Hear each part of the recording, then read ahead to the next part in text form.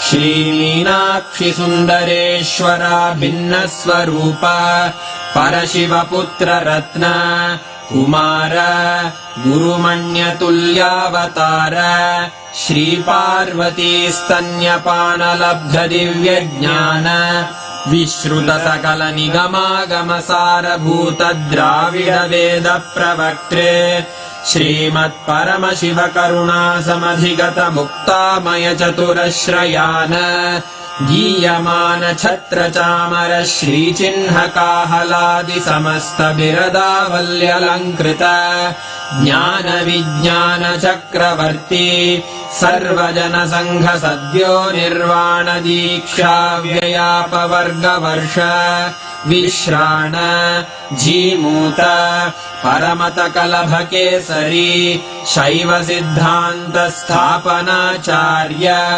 श्रीराजाधिराज पाण्ड्य महाराज गुरु क्षपण शाक्यादि महान्धकार निवारण ज्ञान भानु वीक्षणानर्हार्ह ध्वजोच्छेदन पूर्वक श्रीमद्वृषभध्वज स्थापक शैव समय कर्त्रे सर्वज्ञ पीठारूढ़ श्री जगद्गुरु श्री ज्ञान संबंध देशिक स्वामी वागीश सुंदर माणिक्य वाचक स्वामिनाम् अवतार भूत श्री ज्ञान संबंध स्वामी पुनरुद्धृत श्यामला पीठ सर्वज्ञ पीठ त्रिनवत्युत्तरद्विशततम गुरु महासन्निधान अरुणगिरि योगीश्वर परम्परागत अरुणाचल सर्वज्ञ पीठ गुरु महासन्निधान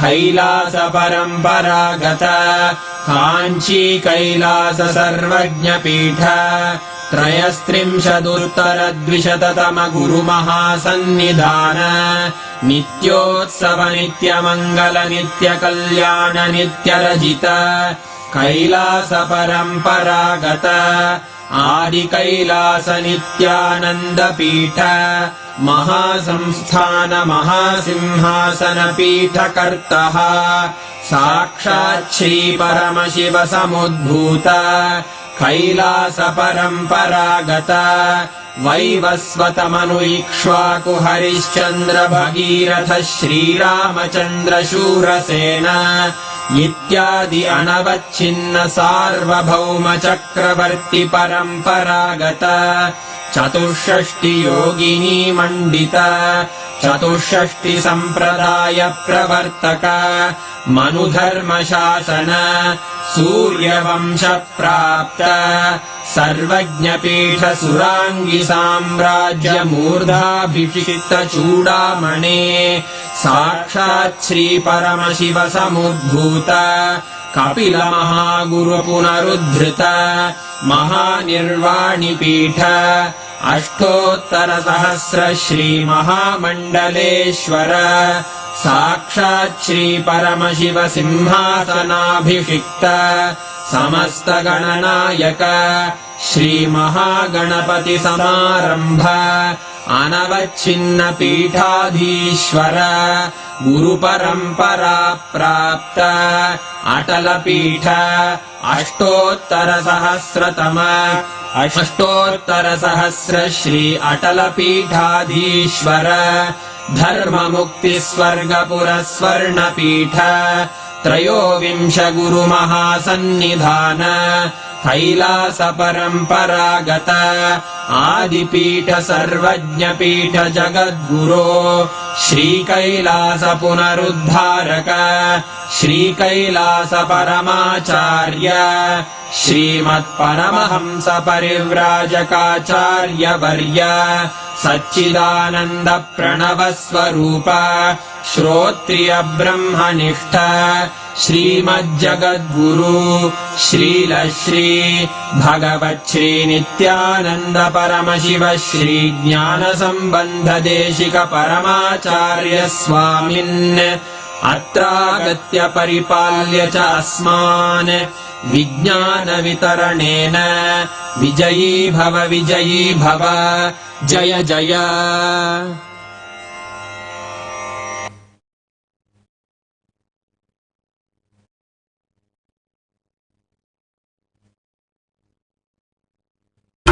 மனமது செம்மையானால் மந்திரம் ஜபிக்க வேண்டாம். மனமது செம்மையானால் வாயுமை உயர்த்த வேண்டாம். மனமது செம்மையானால் வாசியை நிறுத்த வேண்டாம். மனமது செம்மையானால் மந்திரம் செம்மையாமே.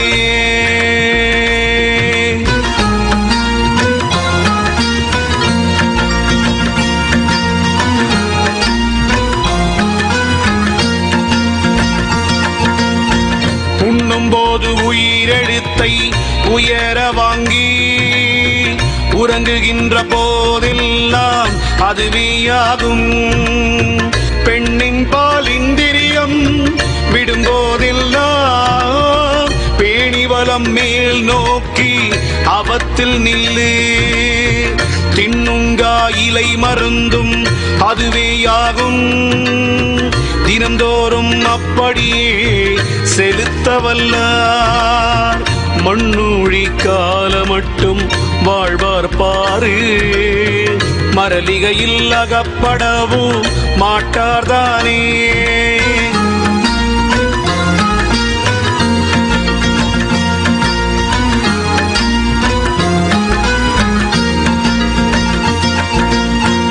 ஒன்னான உச்சி வேளி தாண்டி நின்று உமையவளும் கணபதியும் முந்தியாகி விண்ணுளியம் அம்பரம் ஓம் அவ்வும் உவ்வும் விதித்தபரம் ஒருவருக்கும் எட்டாதப்பா.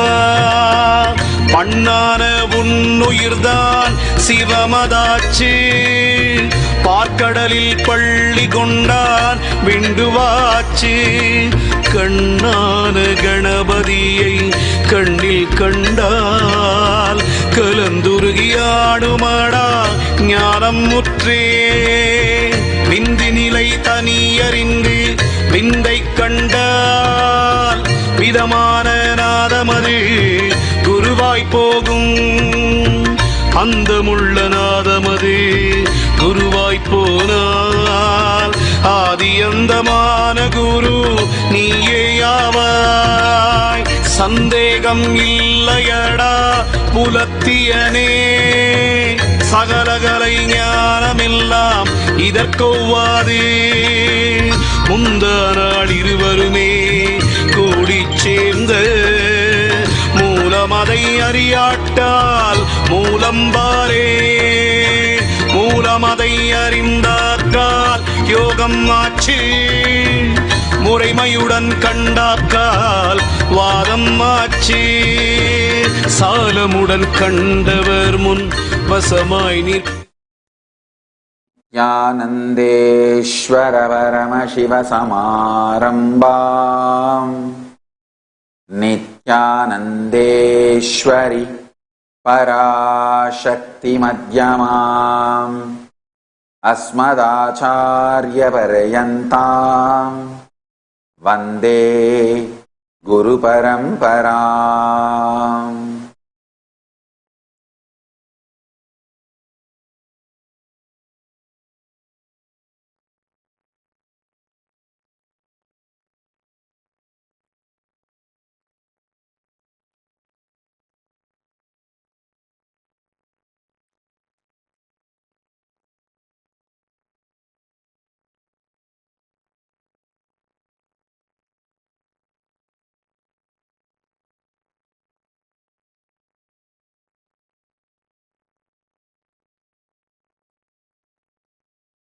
I welcome you all with my love and respects.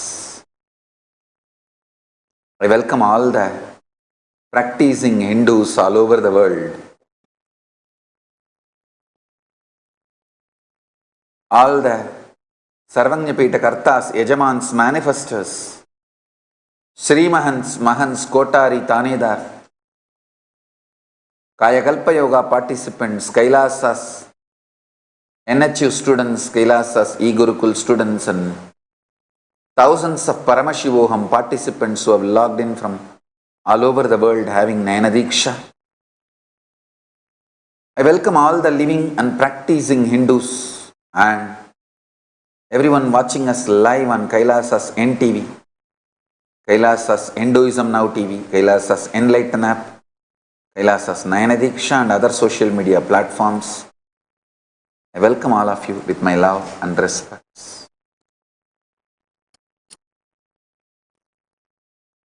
Today, 6th day of the Chittirai Brahmotsavam, happening in all the Kailasas all over the world. Nithyanandeshwari Varashakti Meenakshi is gracing in Sarva Alankara on Rajata Rishabha Vahanam.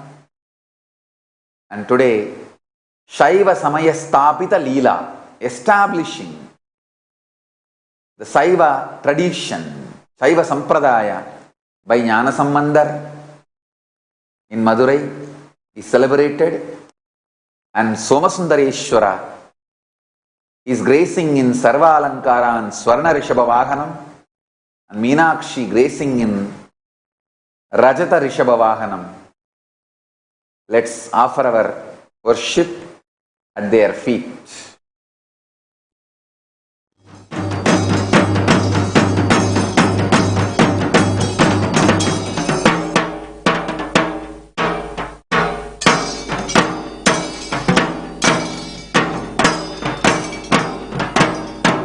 गौरीं काञ्चनपद्मिनी तटगृहाम् श्रीसुन्दरेशप्रियाम् आरण्यसुवर्णकन्दुकपरिक्रीडाविलोलामिमाम् श्रीमत्पाण्ड्यकुलाचलाग्रविलसद् रत्नप्रदीपायिताम् मीनाक्षीं मधुरेश्वरीं शुकधराम् श्रीपाण्ड्यबालां भजे। अथ धूपः। ॐ धूरसि धूर्वधूर्वन्तं धूर्वतयोऽस्मान् धूर्वति तन्धूर्वयं वयं धूर्वामस्मन् देवानामखिलस्थितमं पप्रितमं जुष्टतमं वह्नितमं देवभूतममहृतमसि अविर्धानन्दृगम्भस्त्वमाह्वार्मित्रस्य त्वा चक्षुषा प्रेक्षेमा भेर्मा संविक्ता मात्पाहि गुष्टम्। ओम श्री नित्यानंदेश्वरी पराशक्ति मीनाक्षी देवी नमः। उपमाघ्रापयामि। अथ दीपः। ओम उद्दीप्य स्वजातवेदोपघ्नन्निरृतिं मम पशुगिष्टमह्यमावह जीवनं च दिशो दिश मानो हिंसी जातवेदो गामश्वं पुरुषं जगत् अबिभ्रदग्न आगहिष्यामा परिपातय। ओम श्री नित्यानंदेश्वरी पराशक्ति मीनाक्षी देवी नमः। एकहारती दीपं संदर्शयामि। धनैवेद्यम्।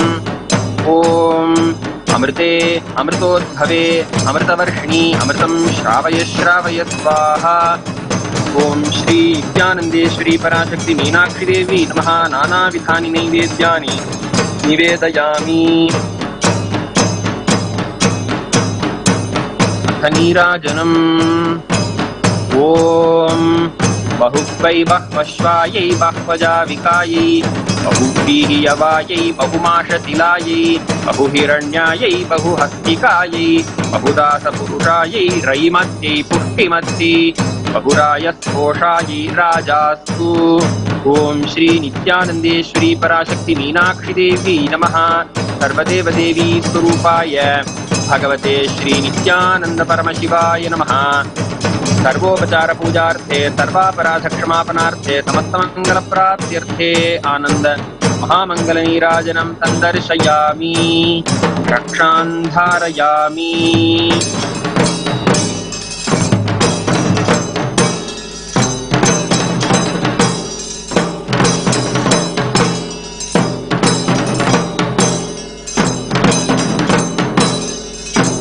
चतुर्मुखाननारविन्दवेदगीतमूर्तये चतुर्भुजानुजा शरीरशोभमानमूर्तये चतुर्विधार्थदानशौण्डताण्डवस्वरूपिणे सदा नमः शिवाय ते सदा शिवाय शम्भवे।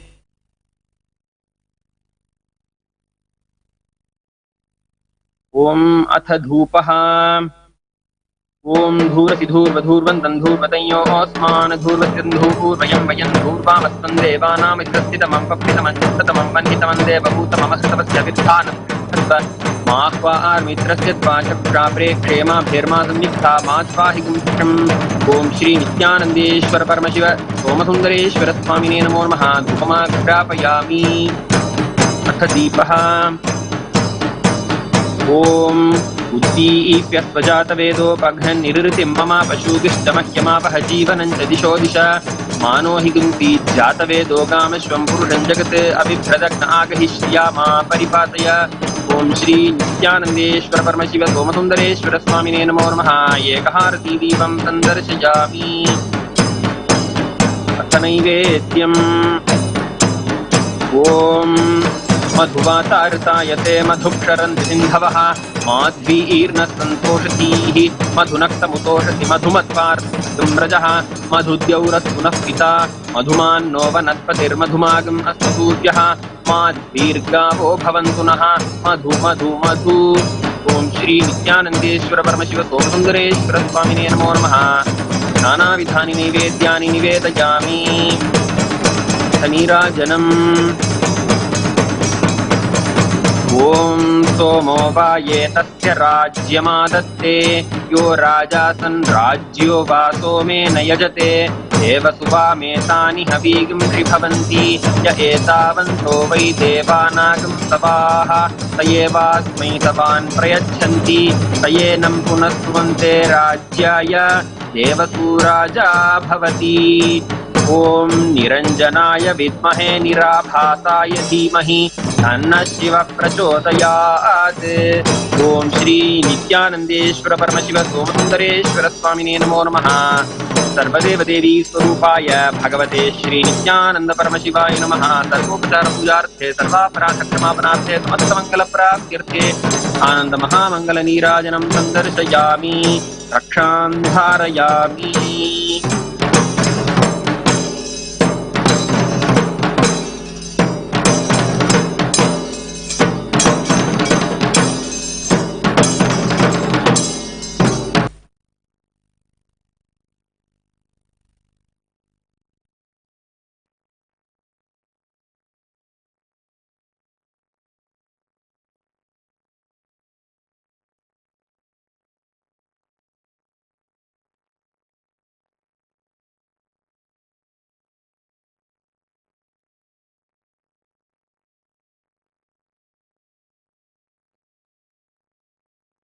Paramashiva's message directly from Kailasa.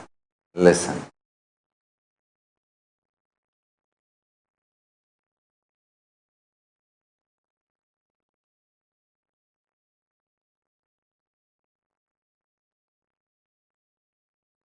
Invoke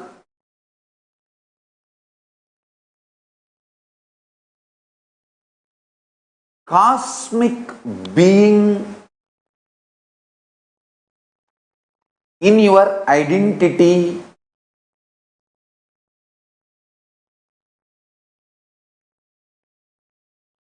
you can invoke Ganesha or Subramanya, Shiva, Devi, Vishnu, Surya, any one of the cosmic being, Guru. Listen, invoke cosmic being in your identity. You will manifest such extraordinary energy and higher life. Understand? Fundamentally, Hinduism is science of invoking cosmic beings in you. That is why before even you start developing the primal OCD, obsessive compulsive disorder, understand? The primal OCD, obsessive compulsive disorder, you start developing before the age of 7. what I call as root pattern. Being driven by fear and greed. Please understand, listen carefully. All human beings, other than who are initiated before the age of 7 and started manifesting their Ishtadevata, other than those few, blessed, fortunate, who are initiated and started manifesting their Ishtadevata before the age of 7, everyone else is suffering with OCD. Please understand, society, unconscious humanity, politicians, everyone wants you to be in OCD, having obsessive compulsive disorders, so you can be exploited. The idea money is security for your future. The idea of insurance, what do you call 401k? In India, the retirement insurance. All these are obsessive compulsive disorders. You are made to believe, you are forced to believe. The obsessive compulsive disorder in the core of your being, and various stupid ideas you are made to believe, and that ideas start developing obsessive compulsions. See, in the beginning you are forced, you are brainwashed by society, mass media, cult, that money is the only security for future. Then once you start getting brainwashed, the obsessive compulsive disorder starts. In every level you feel money is the only thing in the life.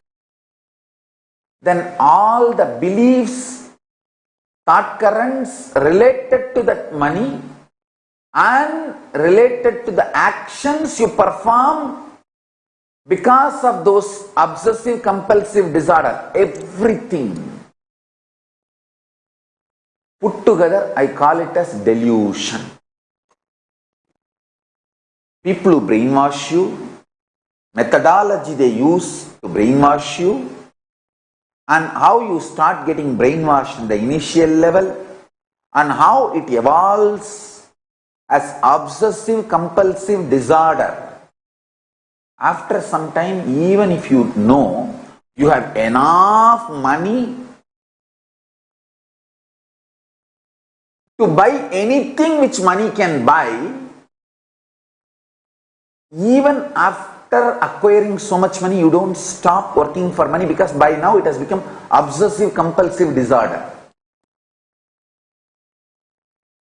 I tell you, the corona has taught a big lesson for the humanity. Money is not security for life or future.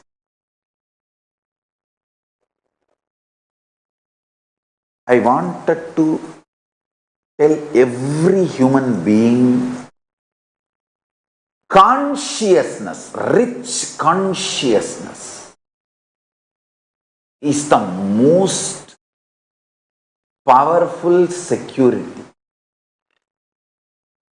If you can manifest a power, if you can just live blissfully in an unclutched way,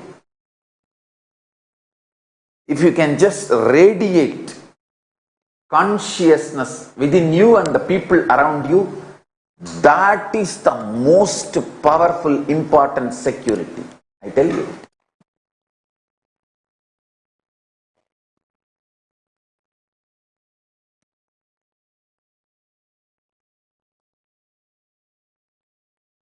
I am making multiple statements today I'll now organized way present it to you all. Listen. First thing, get initiated and start manifesting the cosmic being in your identity. Understand? Paramashiva exists. He is a living being, all powerful, all knowing, who just creates, maintains, destroys, rejuvenates, puts in delusion, pulls out of delusion, liberates.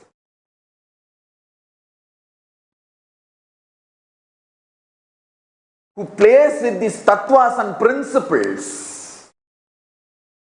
He is a living being, alive, who can respond to you now. Invoke him in your identity, what you feel as you, the core of you.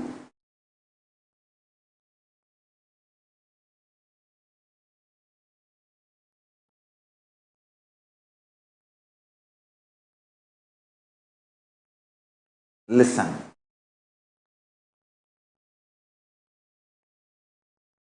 When you invoke him, invoking him in you needs only two things: initiation and your conscious will persistence, requesting him, asking him to manifest in you. Invoke him. See, when you invoke him, the fear-based, obsessive, compulsive disorders become irrelevant. I am not saying don't go to job. I am not saying don't earn money. I am only saying let this job and earning money not be your OCD. Don't you see tons of things you are performing, you are doing as OCD? See, for example, we both may be sitting in the same Nithyananda Sabha. If a snake comes there, you will also move out, I will also move out. But with a different context. You can check my pulse, it will not increase. I will not move out because of OCD. Understand? Listen carefully. I am not saying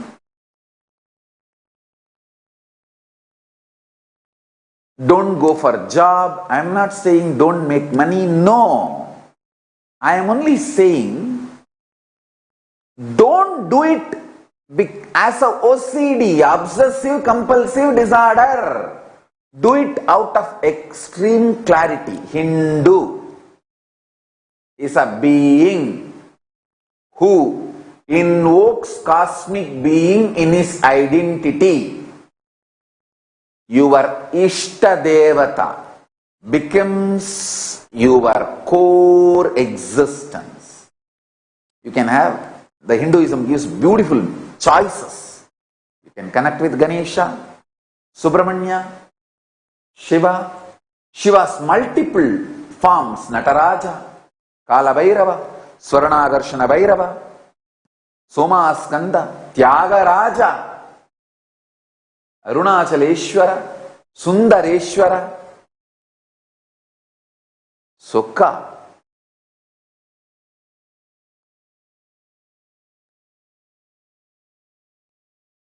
Different forms of Paramashiva, Dakshinamurti, Veerabhadra. Different forms you can connect.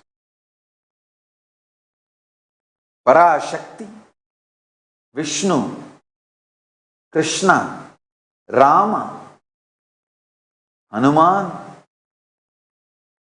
Surya. You can choose your Ishtadevata in Hindu tradition. Even Guru cannot change your Ishtadevata. If you say, I have not chosen my Ishtadevata, please you choose for me. Guru can choose. But if you say, I have chosen, this is my Ishtadevata, please give me the mantra. He cannot say, no, your Ishta is different. No. The Ishtadevata you chose, for that only Guru can give mantra. Understand? Invoke the Ishtadevata in your identity. Morning when you wake up, your waking up should not be obsessive compulsive disorder, OCD. No.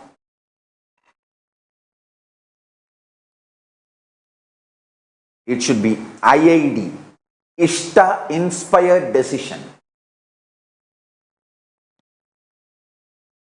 Not OCD, but IID. Ishta inspired decision. Use this word. Ishta inspired decision. IID, not OCD. I tell you. When you react based on OCD,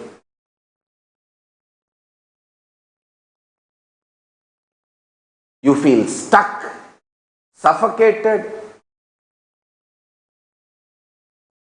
You don't know how to do, what to do, and finally end up in literally depression, frustration, living dead, or suicide itself. All the problems of the human life, all the sufferings and pains humanity is going through, the source is OCD you started developing from your root pattern. Before the age of 7, from your root pattern, you develop your OCD. That is why in Hindu tradition, as early as possible, the child should be initiated and it should start manifesting Ishtadevata. Ishtadevata inspired, Ishtadevata mantra, Ishtadevata manifesting in its being. See, for example, morning, the moment I became aware of this world, the first thing is Paramashiva manifesting. There is no OCD for me to jump out of bed. No fear or greed or OCD to jump out of bed. Paramashiva is manifesting. Come on. Now Paramashiva will do his work. What a way to wake up. And I know my disciples are waiting for me to see me. My kids are waiting all over the world. My disciples are waiting all over the world.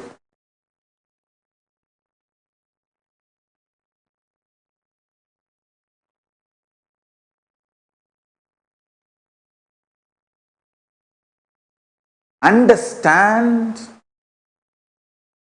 waking up due to OCD manifests all types of complications and problems. Anyone who can wake up early morning due to IID, Ishtadevata inspired decision, no OCD, IID, Ishtadevata inspired decision, just 11 days, I guarantee all your blood pressure, diabetes, everything will become normal. There will not be any stress on your system.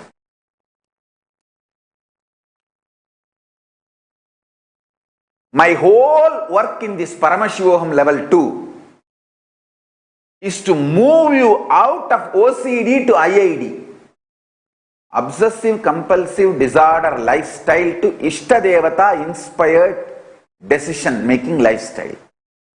From OCD to IID. See, this Ishtadevata is actually a living cosmic being.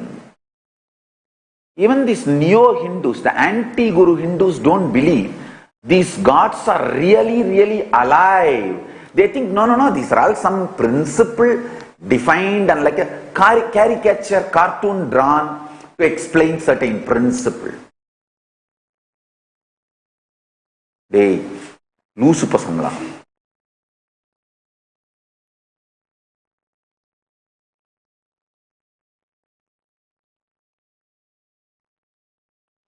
Ganapati is real. He's a living cosmic being.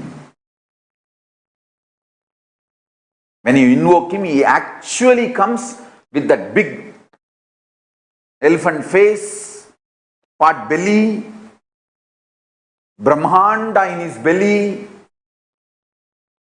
and asks, oh my son, what do you want? Oh my dear, what do you want? Why you invoked me? He is real. Please understand, I am not spreading any superstition. Because I have a religious freedom now, I am telling you the truth. If I tell the same thing sitting inside Indian society, they may arrest me under that superstitious act.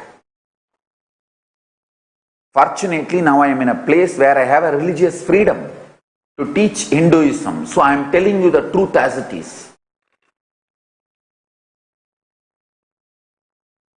These anti-Guru Hindus don't believe all these gods are real. They think these are all some philosophical representation. No, listen, he comes, eats, drinks coffee with you. I am not lying. I am telling you the truth. And I tell you guys, I know I am talking to my disciples, whom I have absolute love. I want you guys to know I am in love with you guys. All of you have done so much of sacrifice and tyaga for me. I know each one of you how much you are all working for me. Whether you give your time or treasure or talent. Rani Iyer is more sincere in transcribing the satsang than the number of satsangs I am giving. As I said that day, there are many devotees attend satsang more regularly than me.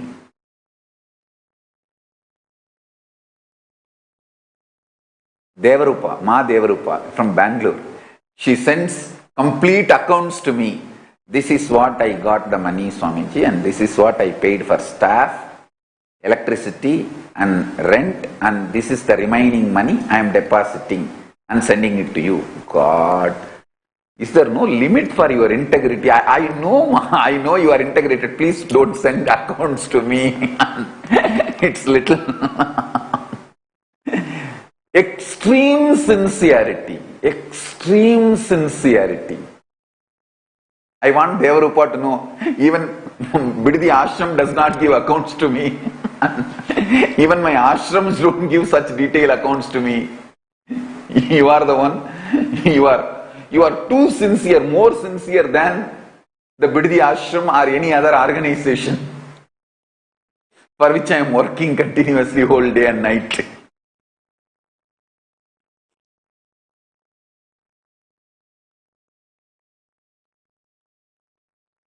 I love you all, guys. I tell you.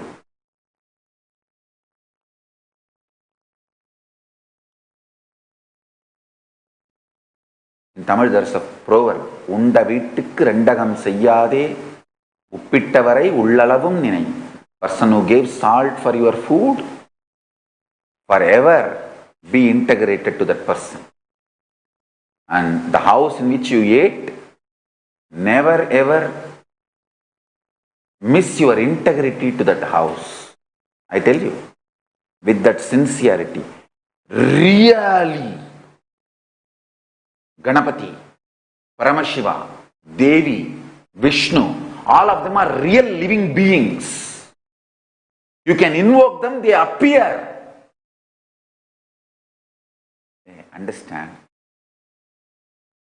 Every day, almost 1 or 2 hours, I will sit and talk to all of them. I don't know how many of you had the opportunity to see my personal puja, Anmartha puja. Almost 2 hours I will be sitting. If they are not real, I am not the fool to waste 2 hours of my life. I am too productive guy. I am very workaholic and I count every minute. Is it useful for my life? 2 hours I will casually sit and talk to each one of them, put flower on them, put little water, and then I will have Nevedyam for them and light one doop stick. And I will be chatting with them. And I am very lazy guy. You guys don't know. I am very lazy guy. I will not lift the hand even once unnecessarily. But in the 2 hours, the number of actions I perform, if you see, everyone I will put the flower and then bow down. And the way I smile and talk to each one of them, even if you see that, you will melt down, all your OCD will disappear, you will move to the space of IID. I am telling you.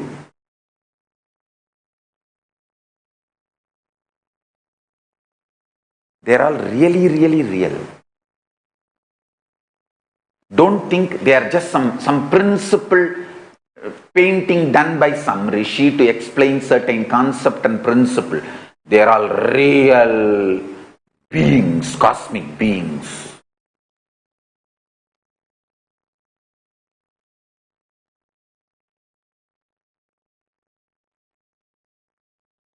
One advantage my disciples have, see, all my disciples who feel, hey, Swamiji will not lie to me and he will only tell the truth to me.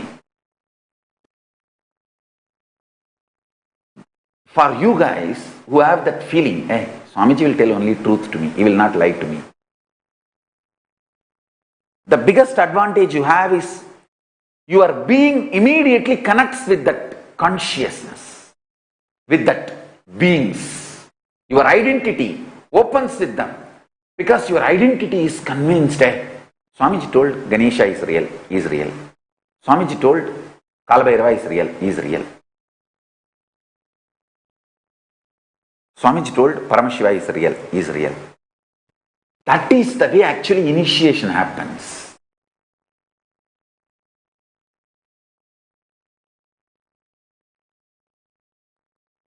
That one initiation and connection happens between you and me, I know for sure you will be enlightened. Today or tomorrow or day after tomorrow you will be enlightened, no doubt.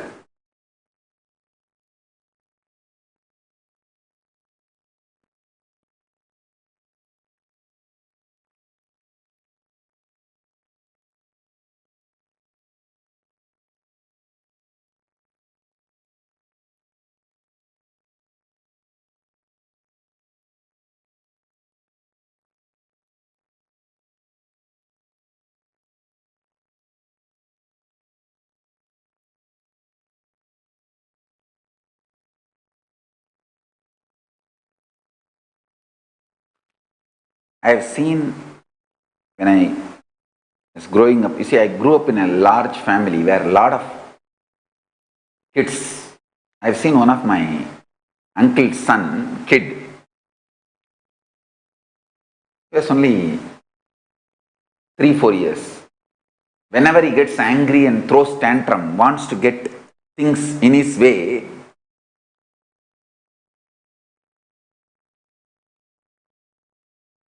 he will roll on the floor and kick the legs, scream. Worst thing is he will do 1, 2. And that itself he will jump and roll just to get attention. Attention. Just to torture the parents. Because now the parents have to clean him up completely and make him take bath, and it's almost like a 1 hour work cleaning him up. He will do 1, 2, 3. 1, 2 and roll on that. He will do all kinds of tantrum. Dirty himself. See, when he rolls, the whole hall will become dirty with his 1-2. He will do all kinds of tantrum. But he's so brilliant, the biscuit in his hand, he will never allow that biscuit to touch his 1-2. He will keep that very safely. And I have seen, he will be messing up with his 1-2. He will kick that, he will roll on that. But his biscuit will be very safe and he will be eating the biscuit, doing all this drama, doing all this tantrum. The center of the house, he will do 1, 2, and then he will roll on that. He will be having his biscuit in his hand.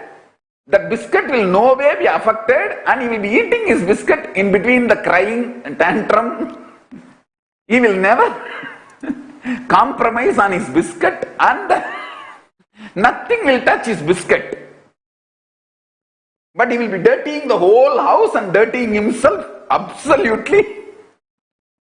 But his biscuit will be very safe and clean. And he will be eating this biscuit. Same way I have seen many disciples. They throw tantrum, throw all kinds of dirt, mud, scream, fight amongst each other and with the Sangha, everything. But one thing, Swamiji's initiation is there for me and somehow I will get enlightened. Let me hold on to that.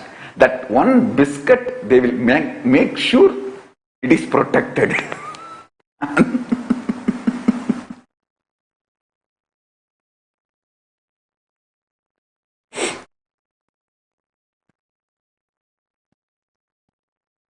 Understand?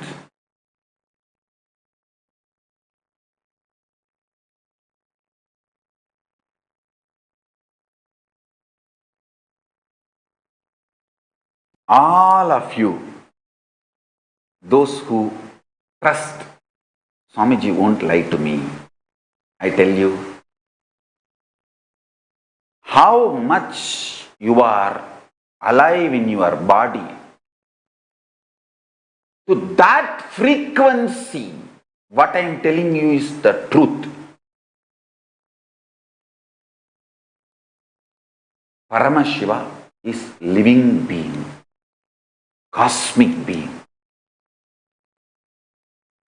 He can manifest in your identity the moment you invoke him, request him, connect with him.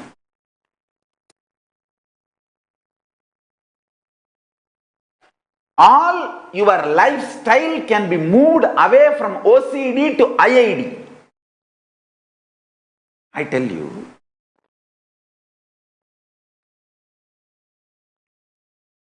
all your decisions and its good, bad effects, results, success, failure, everything finally take it to Paramashiva and cry.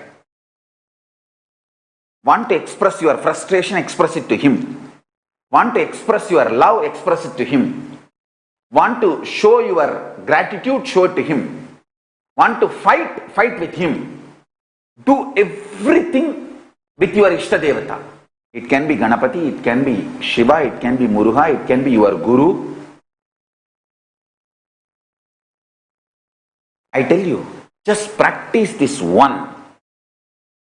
In few weeks, your life will start moving from obsessive compulsive disorder based to Ishtadevata inspired decision based, IID. You are liberated, I tell you. Whole world is suffering so much with the after effect and side effect and all the other indirect sufferings and pains and depressions and tortures of corona. Only this Nithyananda Sangha, this Kailasa guys, so happy. Neither depression nor bothered about quarantine.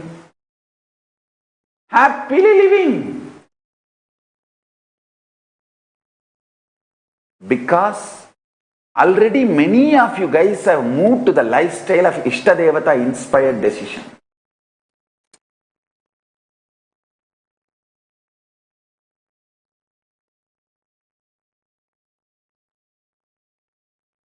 This COVID-19, neither the COVID-19 virus touched Kailasa or our devotees, nor its side effects, the quarantine's effect or other fears, insecurity, nothing has touched Kailasa or devotees.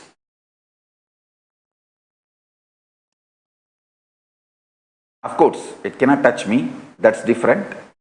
And it neither touched Kailasa nor touched any of our devotees.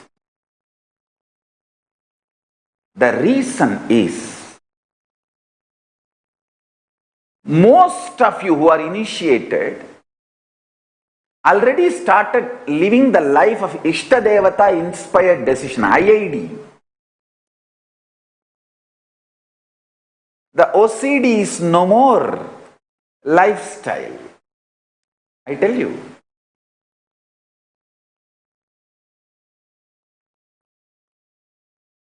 See, when you understand,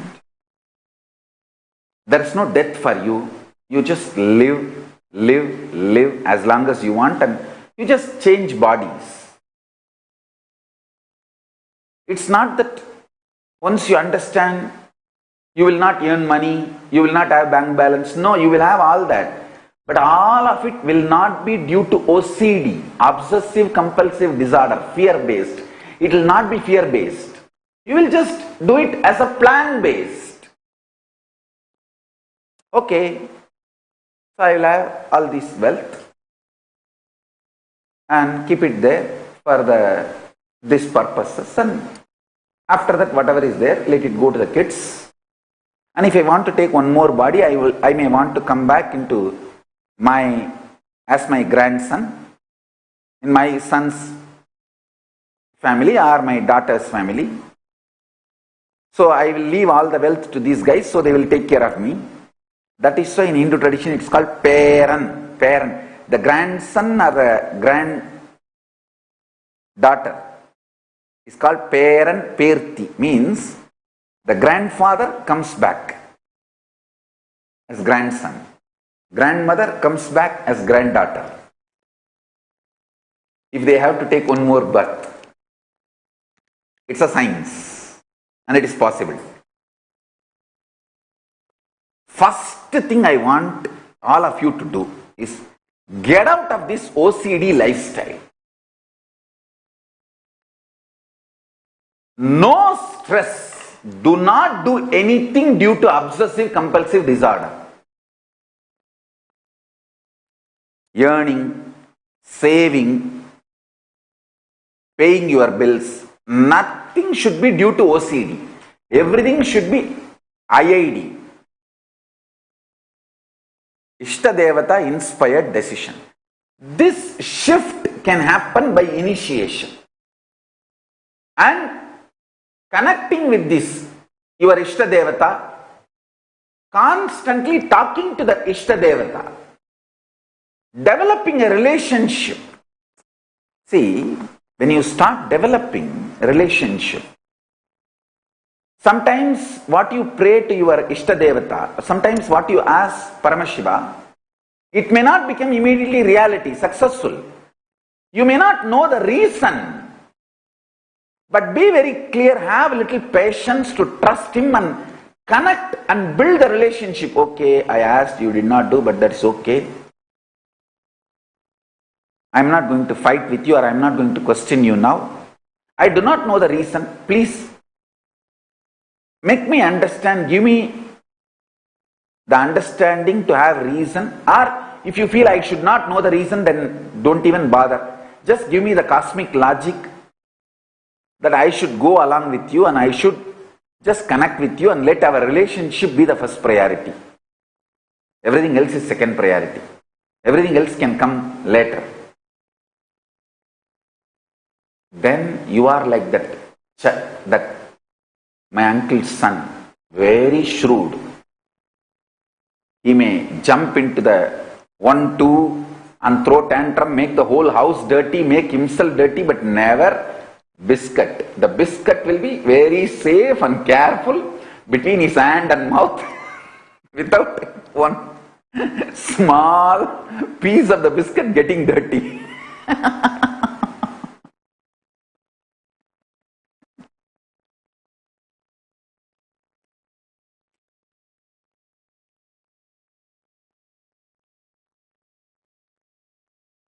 I have some of the Gurukul kids like that. I won't name them now.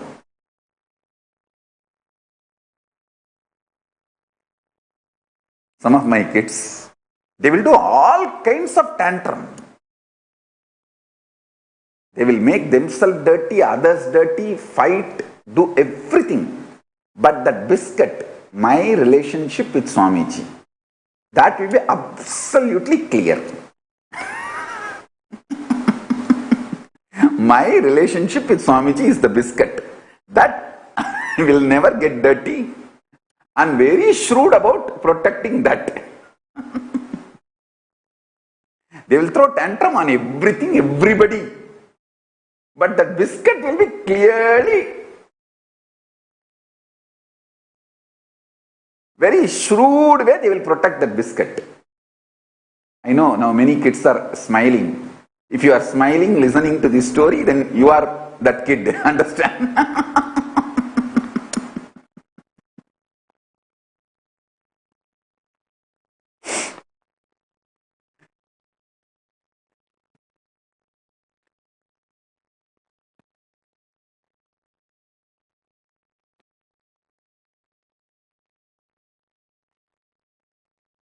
Ishtadevata inspired decision. IID. Move away from OCD and move to IID.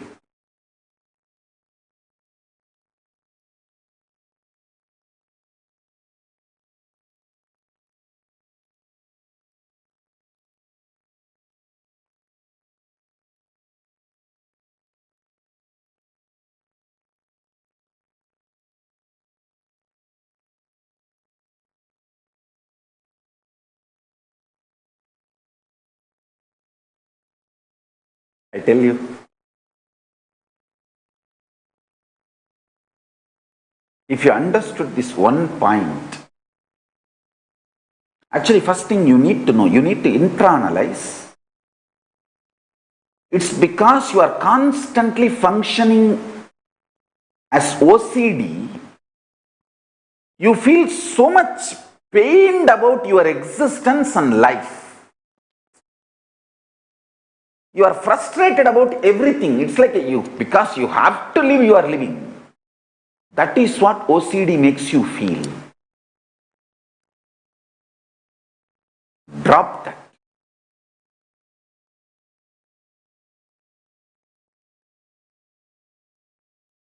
Even if you have everything, OCD will make you feel suffocated, present. But IID, Ishtadevata inspired decision, even if you don't have anything, you will just be in ecstasy and so much space and enjoy.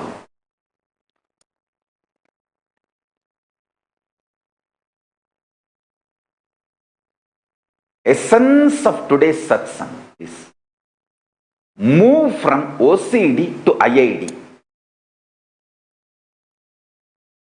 Actually, if you understand what I am talking,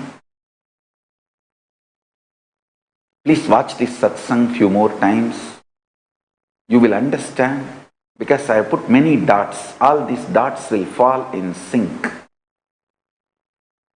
If you listen to this intensely, you will start living without panic attack, without fears, without obsessive compulsive disorder, OCD. You think OCD, only if it expresses as actions it is OCD. No. There is something called internal OCD. You will be compulsively thinking only in that direction. You are brainwashed so much, you will compulsively think only in that direction. Like whenever you get hungry, this is the exact direction you will be forced to think. You are brainwashed to think and you will think only in that direction.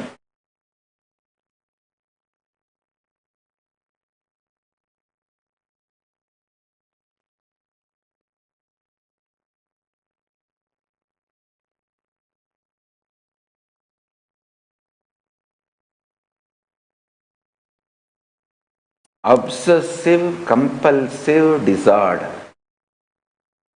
internally and externally, starts from your root pattern.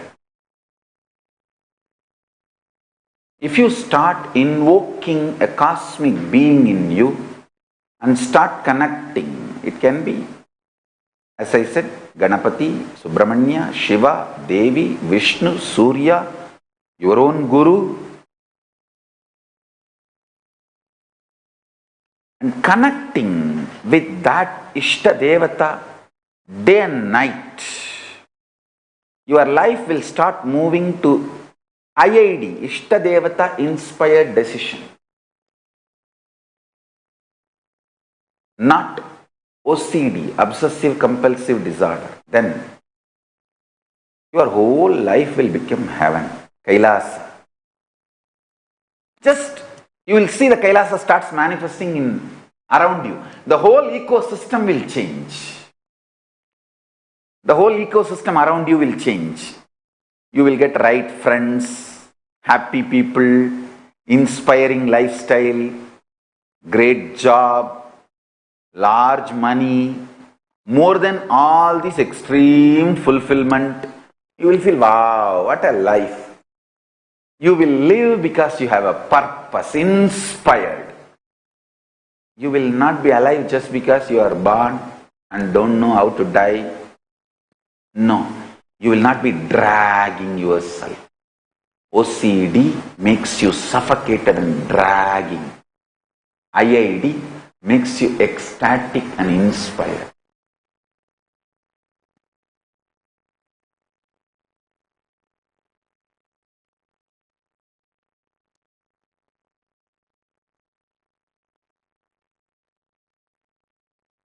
What I am talking, if it clicks with you, join Paramashivam level 2 and have initiation.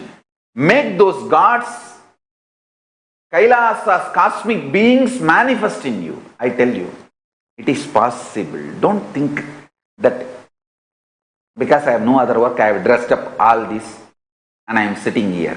I am not interested in cheating you. You are not that big worthy to cheat. What will I gain by cheating you? You yourself a beggar.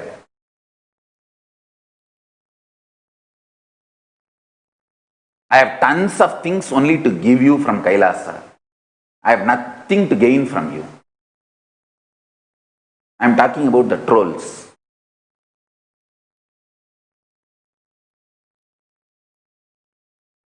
If somebody thinks I am here to cheat, I have nothing to gain by cheating you, and you are not that big guy that I am something to gain from you by cheating.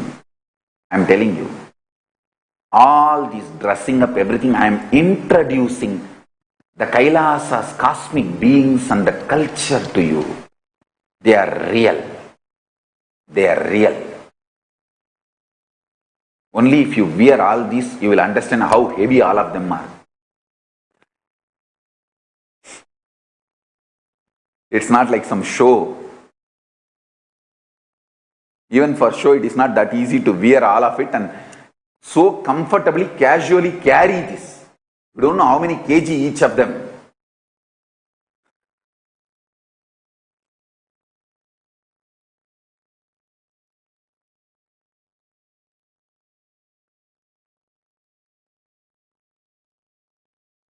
I am telling you. I am just showing all this to invoke those cosmic beings in you. To invoke those cosmic beings in you.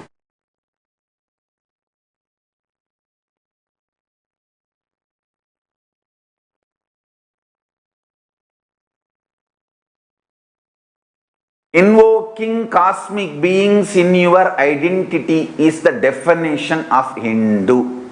Every Hindu should have his Ishtadevata, should be initiated into Ishtadevata connection, whether mantra or sometimes without mantra, just visualizations are given.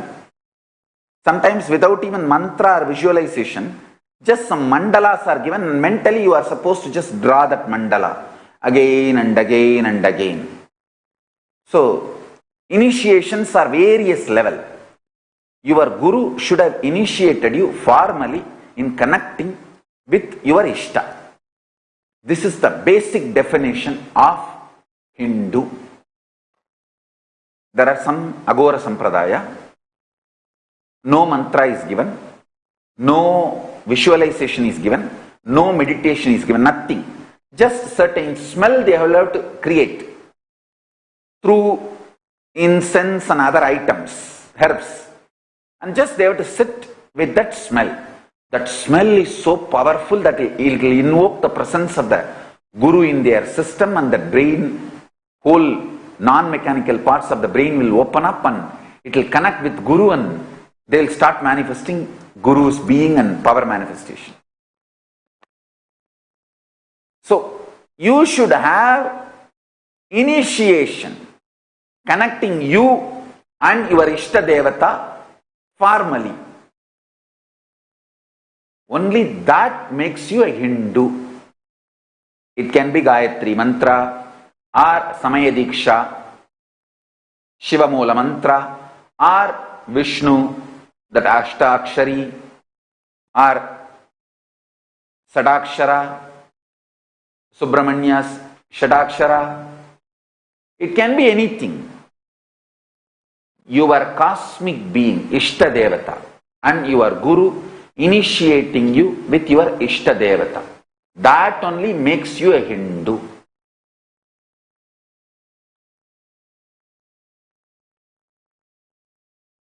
And I tell you, let your lifestyle be Ishtadevata inspired decisions, not OCDs, obsessive compulsive disorders. You can see how your life used to be OCD, and now after initiation, connecting with your Ishtadevata, how it became IID. I want all my disciples to make a post today. 5 suffocation and suffering and pain you were going through as OCD, and how after initiation, when it became IID, how you are transformed and your life is different.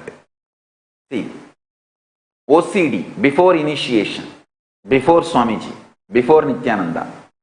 IID after initiation, after Swamiji, after Ishtadevata inspired decision. Put clear 5 before Swamiji, OCDs, after Swamiji, IIDs. Do this write-up to show and inspire, enrich everyone, so that the new people will understand what initiation can do to them and how they can move from OCD to IID.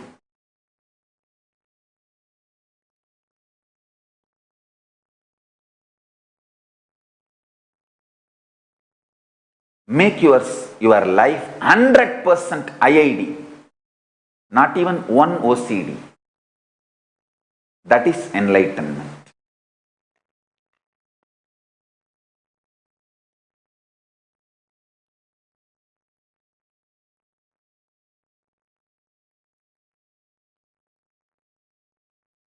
So with this, I bless you all.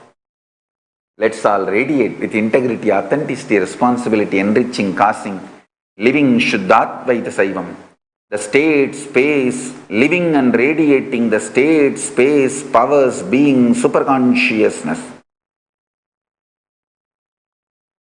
Kailasa and Kailasa and Kailasa of Paramashiva. Paramashivoham. Om Nithyananda Paramashivoham. The eternal bliss, Nithyananda. Thank you. Be blissful.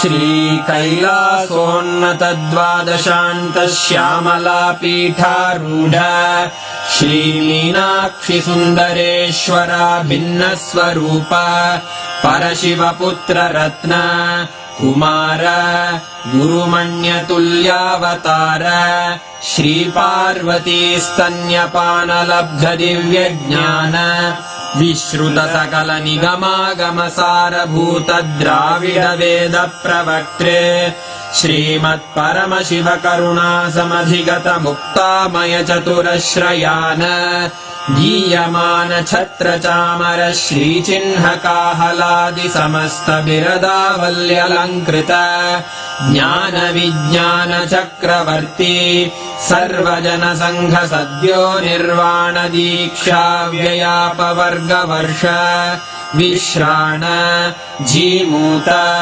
परमतकलभकेसरी शैवसिद्धान्तस्थापनाचार्य श्रीराजाधिराजपाण्ड्यमहाराजगुरु क्षपणशाक्यादिमहान्धकारनिवारणज्ञानभानु वीक्षणानर्हार्हध्वजोच्छेदनपूर्वक श्रीमद्वृषभध्वजस्थापक शैवसमयकर्त्रे सर्वज्ञपीठारूढ श्रीजगद्गुरु श्रीज्ञानसम्बन्धदेशिकस्वामि वागीशसुन्दरमाणिक्यवाचकस्वामिनाम् अवतारभूत श्रीज्ञानसम्बन्धस्वामि पुनरुद्धृत श्यामलापीठ सर्वज्ञपीठ त्रिनवत्युत्तरद्विशततम गुरुमहासन्निधान अरुणगिरियोगीश्वर परम्परागत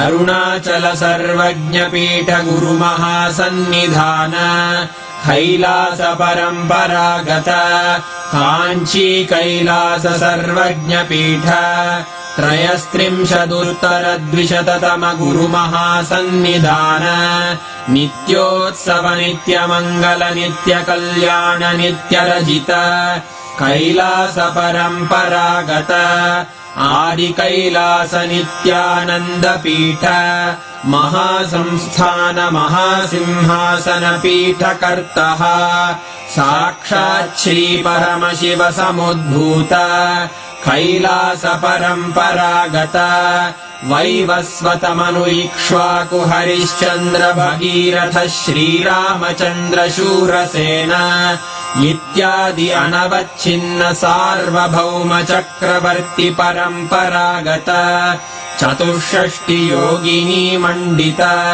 चतुष्षष्टि सम्प्रदाय प्रवर्तक मनुधर्मशासन सूर्यवंश प्राप्त सर्वज्ञपीठ सुराङ्गी साम्राज्य मूर्धाभिषिक्त चूडामणे साक्षात् श्री परमशिव समुद्भूत कपिल महागुरु पुनरुद्धृत महानिर्वाणिपीठ अष्टोत्तरसहस्र श्री महामण्डलेश्वर साक्षात् श्री परमशिव सिंहासनाभिषिक्त समस्त गणनायक श्री महागणपति समारंभ अनवच्छिन्न पीठाधीश्वर गुरु परंपरा प्राप्त अटल पीठ अष्टोत्तर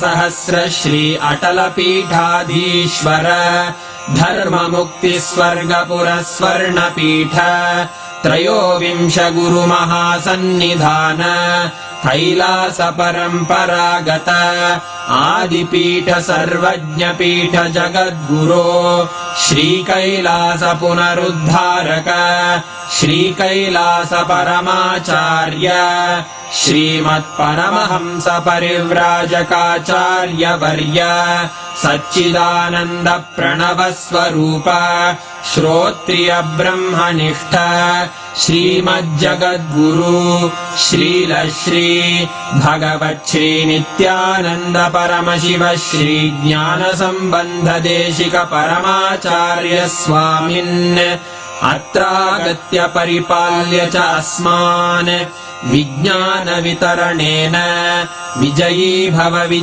भव जय जय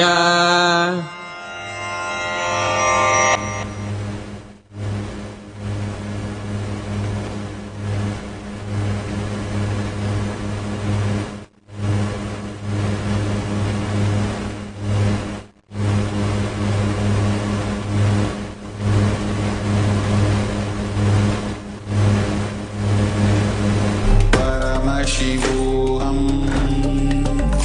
Om Nithyananda. Paramashivam. Om Nithyananda. Paramashivam. Om Nithyananda. Paramashivam.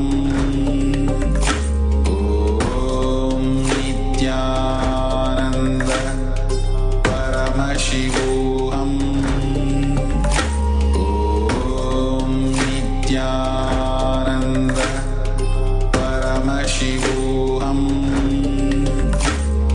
Om Nithyananda. Paramashivam. Om Nithyananda. Paramashivam.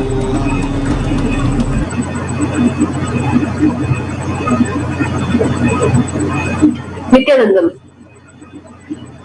Every day, every morning, Bhagavan, Shri Nithyananda Paramashivam, Swamiji gives us these powerful cognitions in experiencing, in moving our life from obsessive compulsive disorder to Ishtadevata inspired decision. In us experiencing, in manifesting the cosmic being in us.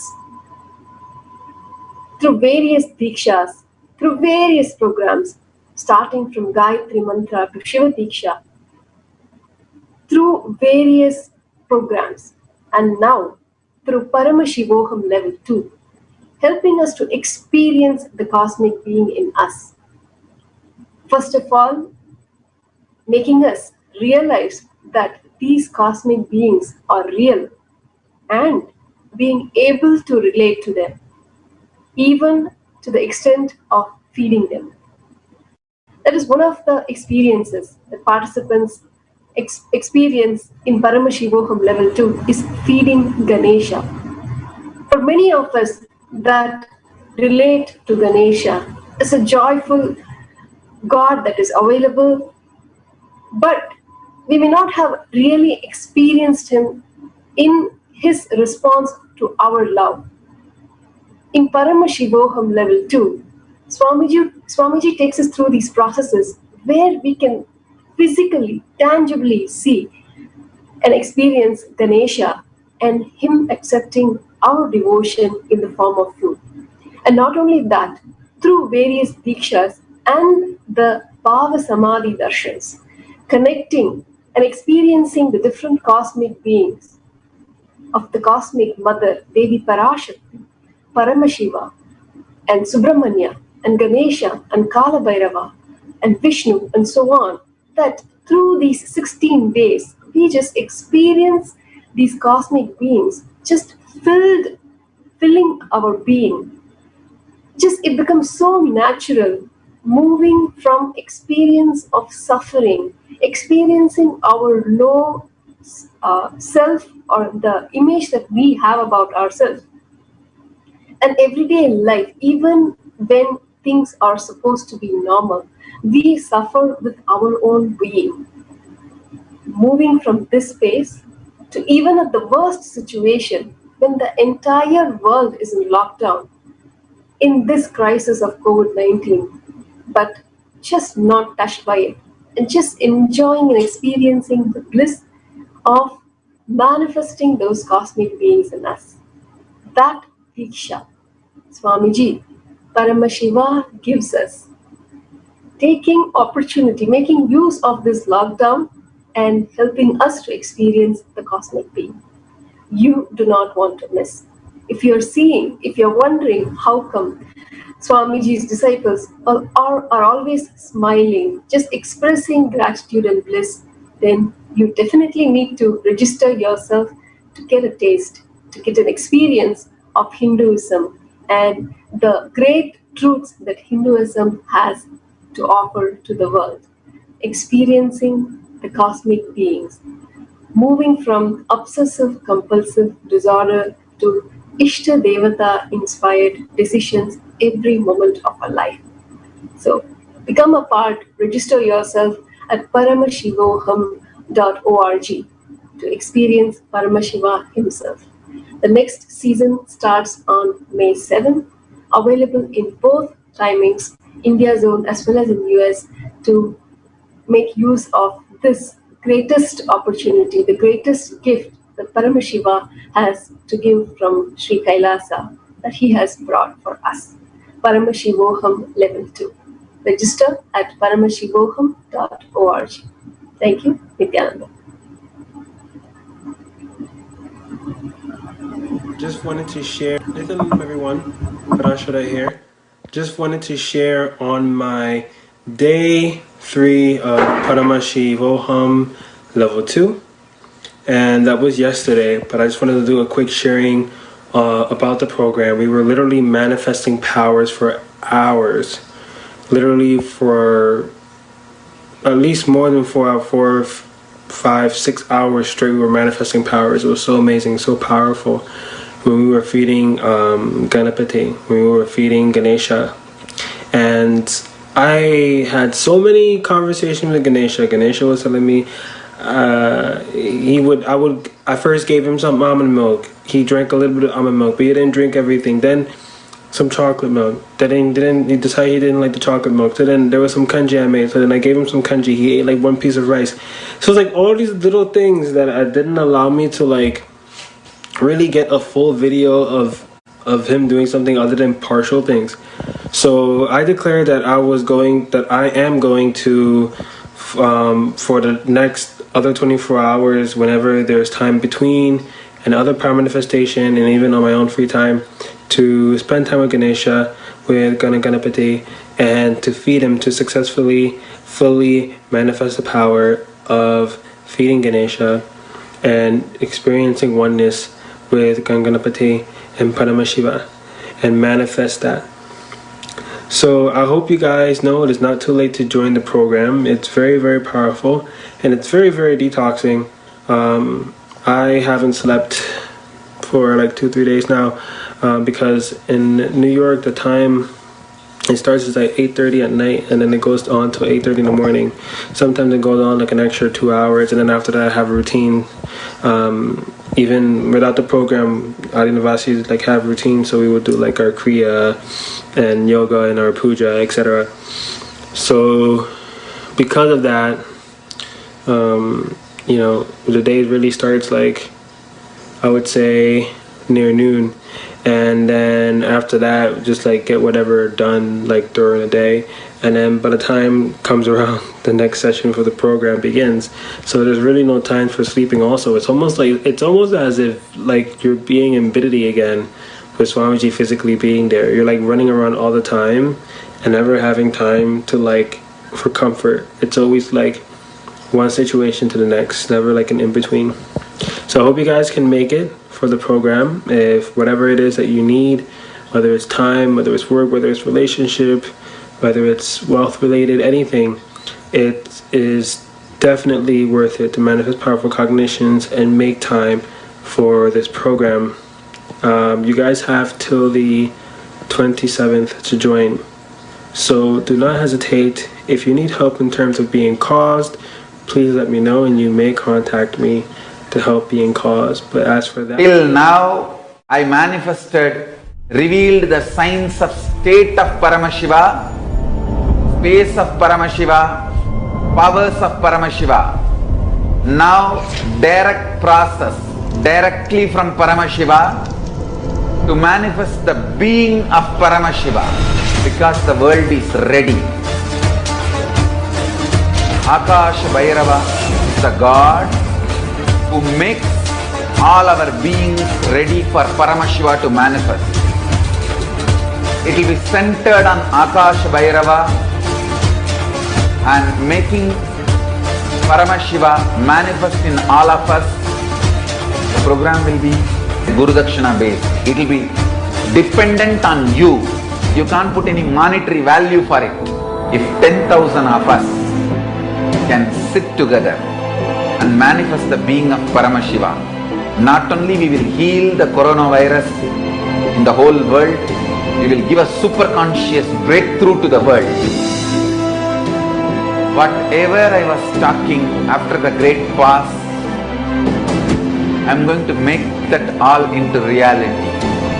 This will be the most life positive happening on planet Earth.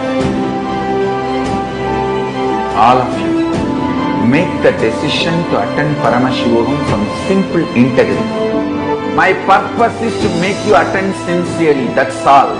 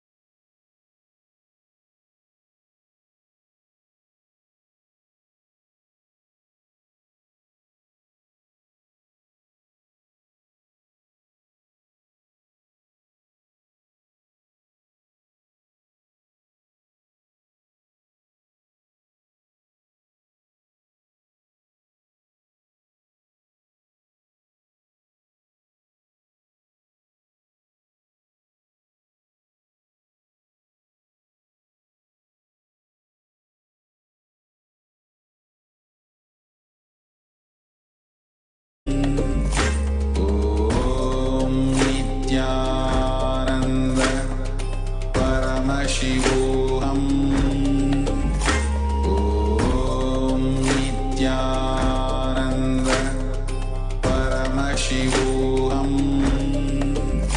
Om Nithyananda Paramashivam. Om Nithyananda Paramashivam. Om Nithyananda Paramashivam. Om Nithyananda Paramashivam. Om Nithyananda. Nithyanandam. Let's start the power manifestation session. Let's sit straight, visualize Bhagwan in third eye, and let's start with the Satguru Vandanam. Nithyanandam Paramasukhatam Kevalam Jnanamurtim Dvandvatitam Gaganasadasham Tattvamasyaadilaksham Ekam Nityam Vimalamachalam Sarvadi Sakshibhutam Bhavatitam Trigunarahitam Sadgurum Tam Namami. Nithyanandam, such a beautiful darshan, Muruga darshan, and such a beautiful initiation from Bhagwan, and powerful cognition how we can move from OCD, the compulsive pattern that constantly harasses us, to the higher reality. The Ishtadevata inspired decision is the ultimate way of experiencing the possibility. So now let's start.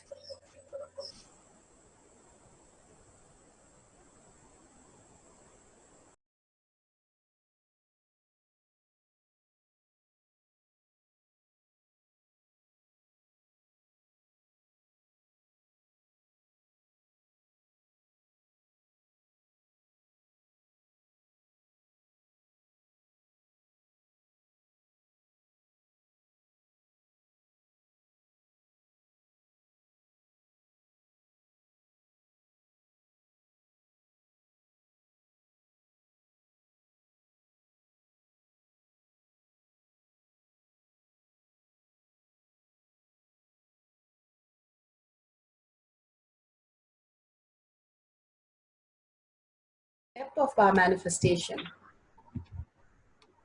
Power manifestation is nothing but a cognitive shift and an infuse of powerfulness into any action or state that we are in. It raises the frequency of our body and mind to the ultimate powerful space, which is Turiya Theta. We know three states: waking state, deep sleep state, and dream state. There is much more as a human being which we can experience, where Siddhas and Rishis have manifested. That is the Turiya state, high awareness, the trance state, and the conscious state, Turiya Theta state, the consciousness itself as our reality. So here we have a small clipping that Bhagwan himself speaks about the power manifestation. What is power manifestation? Understand all the 25 states of consciousness. When they happen in you, due to your chemicals and hormones ups and downs, it is powerlessness. When it happens in you out of your free will and consciousness, it is powerfulness. That's all. When you fall into sleep, it is powerlessness. When you enter into sleep, it is powerfulness. When you fall into dream, it is powerlessness. When you decide to dream, it is powerfulness. So I have added the ultimate powerfulness, Turiyatita, in your whole being and doing, manifest all the powers. Understand, power manifestation is nothing but cognitive shift. It is not work. It is cognitive shift. Understand? It is just cognitive shift. It's not work. Work is a 4-letter word.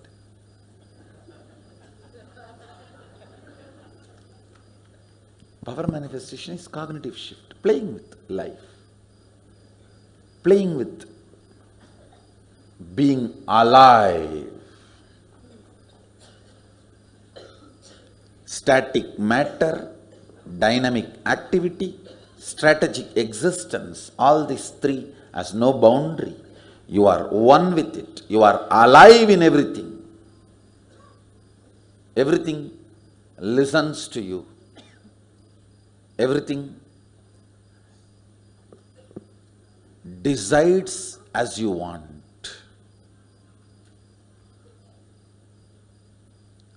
Power manifestation is cognitive shift, raising your frequency, not work. Bhagwan beautifully described how we can raise our cognition if we are intense understanding how Paramashiva in us can manifest the reality that we want. Now let's understand about Paramashiva. What is actually happening?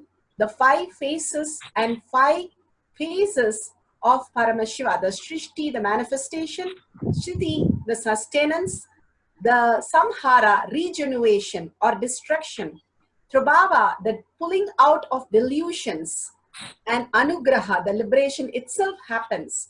Now we'll hear it from Bhagwan's. Start living the higher truth of reality, the existential reality.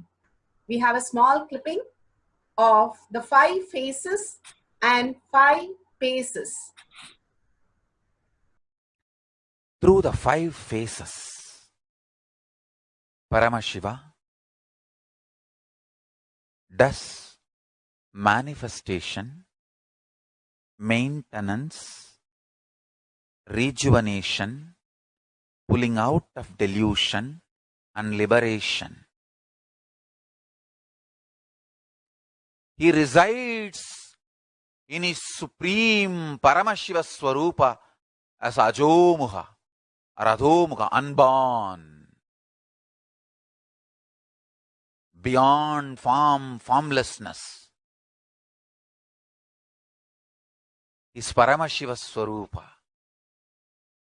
That Paramashiva Swarupa manifests with these 5 phases as Sadashiva, Tatpurusha, Vamadeva, Ahora, Satyojata, Ishana. 5 phases he manifests and does the Panchakritya, Srishti, manifestation, Sthiti, sustenance, Samhara, rejuvenation, Trobhava, pulling out of delusion, Anugraha, liberation. Understand? He does all these 5 jobs.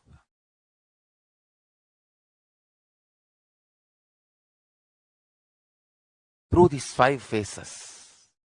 Now listen carefully.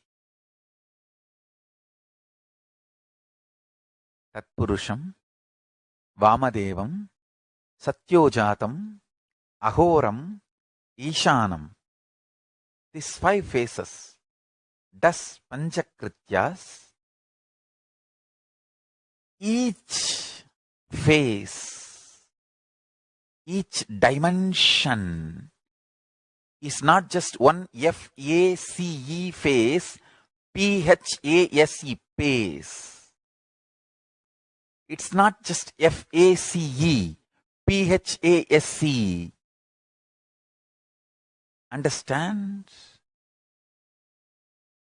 The creation not just creation getting created, even sustenance need to be created, destruction need to be created, and pulling out of delusion need to be created, liberation need to be created. Then creation, manifestation need to be maintained. Maintenance, sthiti itself need to be maintained. Destruction, samhara, the rejuvenation need to be sustained, maintained when it is happening.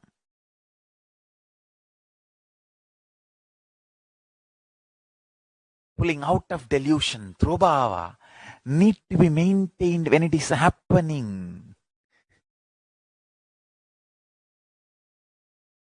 And anugraha, liberation, need to be maintained when it is happening. Those micromilliseconds when it is happening. So understand, Satyojata Murti as 5 face, Ishana Murti as 5 face, Vamadeva Murti as 5 face, Agora Murti has 5 face, Tatpurusha Murti has 5 face. So, Tatpurusha Murti as is 5 face, Agora Murti has is 5 face, Vamadeva Murti has is 5 face, Satyojata Murti has his 5 face, Ishana Murti has his 5 face. All these sustenance manifested 2nd phase, destruction manifested 3rd phase, pulling out of delusion manifested 4th phase, liberation manifested 5th phase. Then manifestation sustained 6th phase.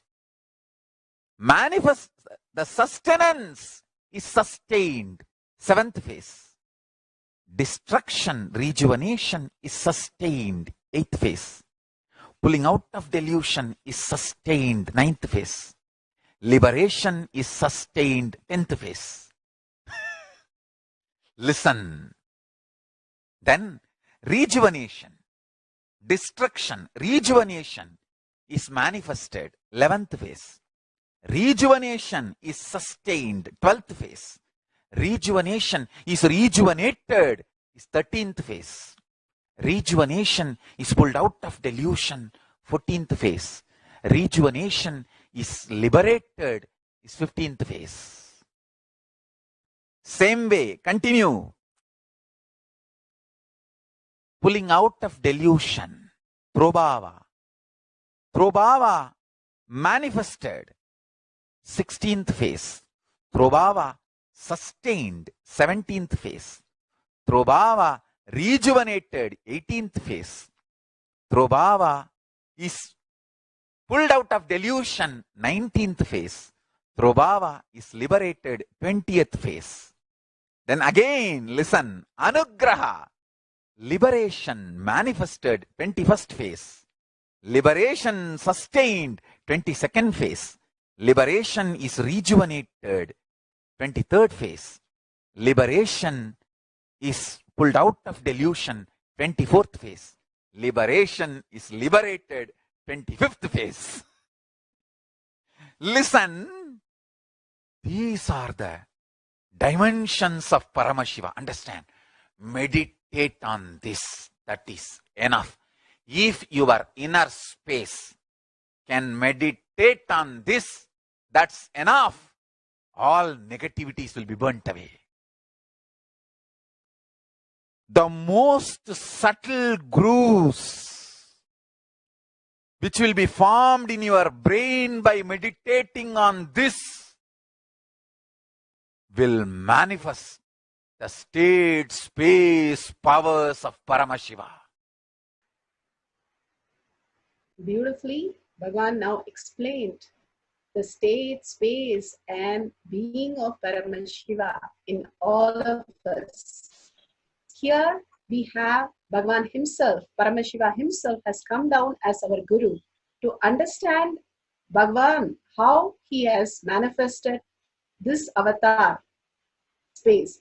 His Divine Holiness, Nithyananda Paramashivam, is a reviver of Kailasa, an ancient enlightenment civilization, the great cosmic bounderless Hindu nation. His Divine Holiness, Nithyananda Paramashivam, is an avatar from Hinduism and a supreme pontiff of Hinduism. His Divine Holiness, Nithyananda Paramashivam, made science of power manifestation, yoga, temple-based university, user-friendly for the modern world. And he survived the worst prosecution in the multi-level by anti-Hindu elements. Kailasa, led by His Divine Holiness, Nithyananda Paramashivam, and his Hindu diaspora are working for global peace. His Divine Holiness, Nithyananda Paramashivam, is a founder of Nithyananda University, which has extended campus in 150 countries. His Divine Holiness, Nithyananda Paramashivam, is 293rd Guru Mahasannidhanam of Shamala Pita, Sarvanya Pitam, and Swaragapura Adinam, and present Maharaj of Suryavamsa Surangi Samrajyam. We'll have a small clipping of Bhagavan himself, how he has manifested this reality from the he has manifested from a village boy to how he has manifested in Kailasa. A small clipping we'll be playing now.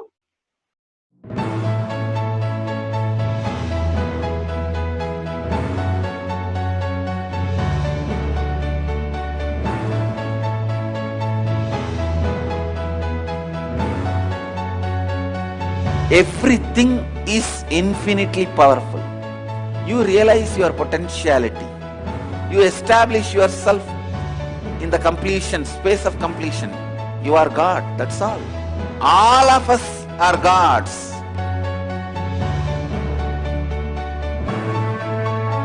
The first experience is that I was able to see everything around me, above me, the whole 360 degree.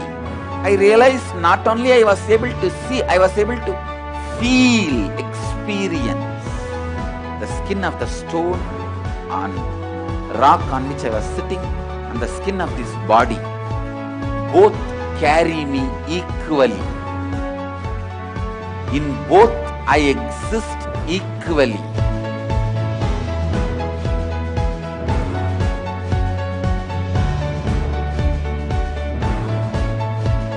Sangha is a place where the tattvas are taught to you, and till it becomes satya, you are supported.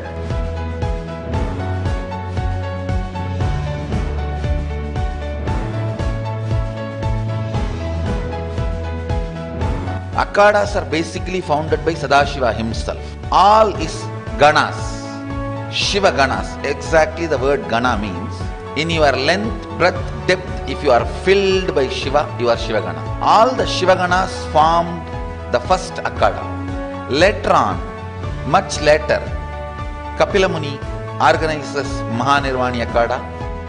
Then all other Akhadas.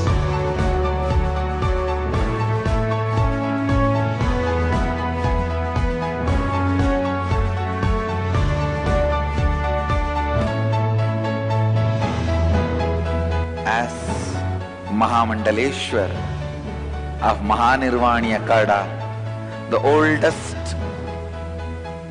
apex body of Hinduism, I welcome every one of you.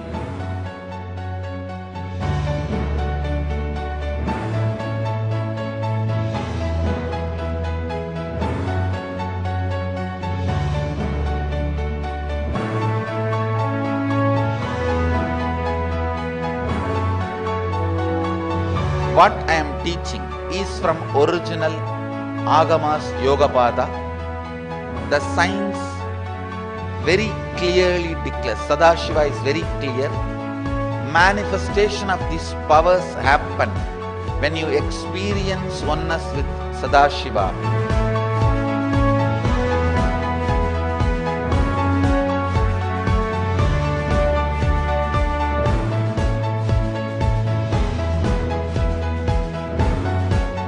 When you choose your Guru, the best thing is find a person who is enlightened, experienced, who can play with energy, who can directly transmit experience to you, and who is in tune with the original Shastras, the source of the knowledge.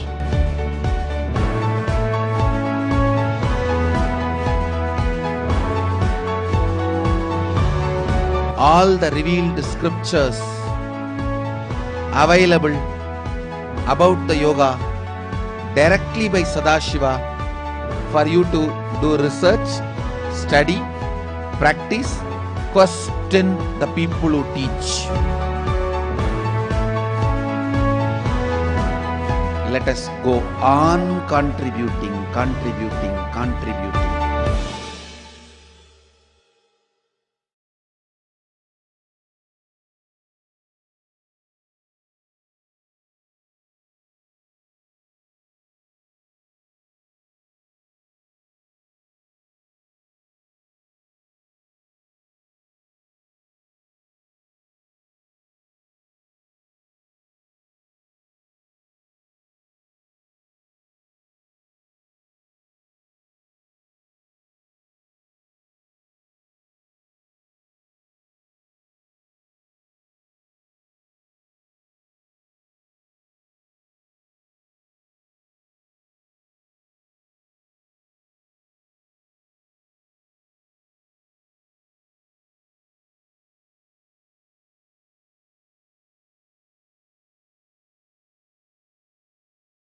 Truth revealed in the source scriptures.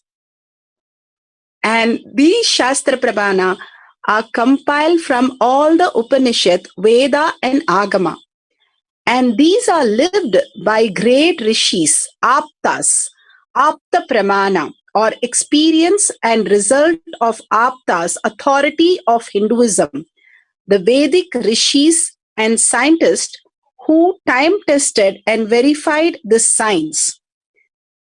The aptas are the great rishis, munis, siddhas, nayanamars, who lived on planet Earth as superconscious beings.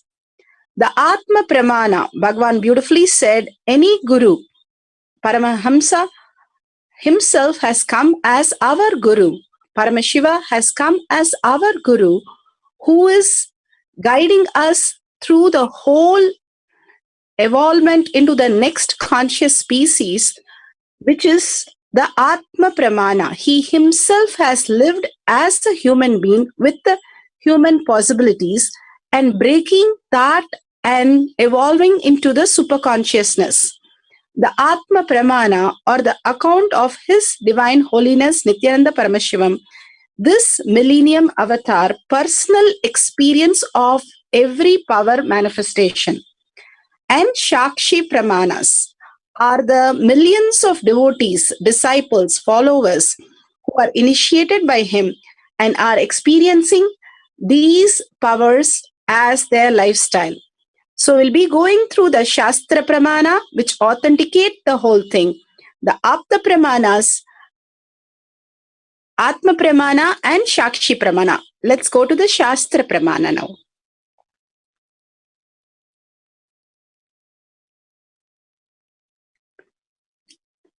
Power of Mahima, power of increasing height of body and object, is taken from the Shiva Samhita 5.76 to 7.8.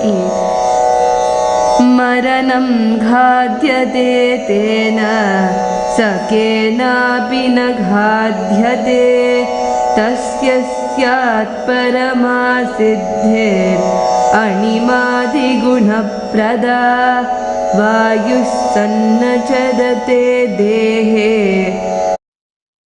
Bhaved dhruvam आकाशपनगजगल्तीयूसमपि वर्धते मरणं खाद्यते तेन स केनापि न खाद्यते तस्य स्यात् परमा सिद्धिर् अनिमादिगुणप्रदा वायुः स न चरते देहे रसवृद्धिर्भवेत् ध्रुवम् आकाशपनकजगलप्तीयूसमपि वर्धते.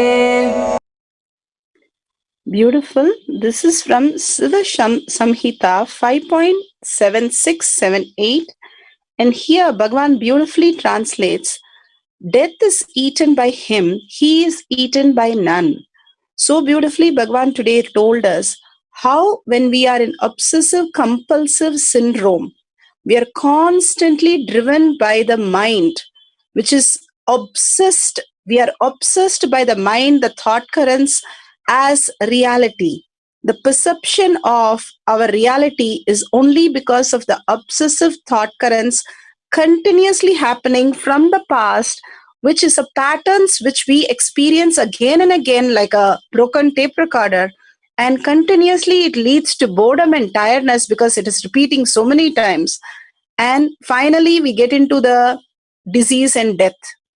Here Bhagavan says, if you live as Ishtadevata by the power of inspiration based on Ishtadevata, Bhagavan himself as our deity or any other Ishtadevata or Atmalinga, you will be taken to a higher plane because beyond your mind, beyond that obsessive compulsive, constantly which is nagging you and which is going on and on and on, and that could be switched off by the decision that your way of making decision, thinking, everything is based on your Ishtadevata and inspired way, not out of the compulsive again and again thinking of the same thing. Bhagavan beautifully says in many satsang also, the detox program really cleans the lower chakras, which really takes out the toxin, which stops us from making those decisions. He funnily says in more one satsang that when we have the diarrhea, we are more revealed and very calm and fine. That's because whenever the stomach gets cleaned completely, we all feel so happy and fine. But we can't have that every day. The best Bhagavan again and again tells us on Nirahara and how whenever the lower three chakras, when the toxin in the body is clean, we are experiencing the higher and higher reality in much subtler way we can understand, because these realities, the frequencies are higher frequency. Bhagavan beautifully says the dog whistle or the cat seeing in the dark is very much possible for us. But these senses are blocked because constantly we are in delusion and we forget the possibility that we can experience. When there is a rain, the smell of the mud is what we constantly should experience. But unfortunately, because of the continuous food and everything that we intake, the toxin in our body does not allow us to smell the basic sand. Like this, we are constantly driven into the obsessive compulsive syndrome by the mind. The mind is constantly telling us, this is what is right, this is what, why is this not working, why it is getting delayed, oh, I cannot do this. All that statement which the mind gives in any level. If you go to any level, if you're doing meditation, it'll ask you a question in that also. No, I don't think you're going to get anything. It'll always keep on pulling us down into our delusion. But once we understand it is the deity, the Acha Avatara or Nija Avatara, which is actually functioning through us as reality, the more and more we start taking the space of Paramashiva is functioning through us. As Ishtadevata, we will be causing all the things we want as reality. The more and more we are in the obsessive compulsive syndrome, which is the mind reward, which is based on skills, knowledge, the impressions, all opinions and judgment, we are going to go into the suffering cycles and death is eaten by him. So here he beautifully says, death is eaten by him. He is eaten by none. He manifests the highest power of Ashtama Siddhis, Ahima, Lahima, Mahima, etc. We are going to do the power of Laghima today. The Vayu, the wind energy, moves equally throughout the body. The juice of the body also are increased. The next nectar exuding from the lotus also increases in him. The ethereal lotus that is in us in the Sahasrara starts reflecting consciousness when we are in the deepest gratitude, understanding that Paramashiva is functioning through us in every possible way.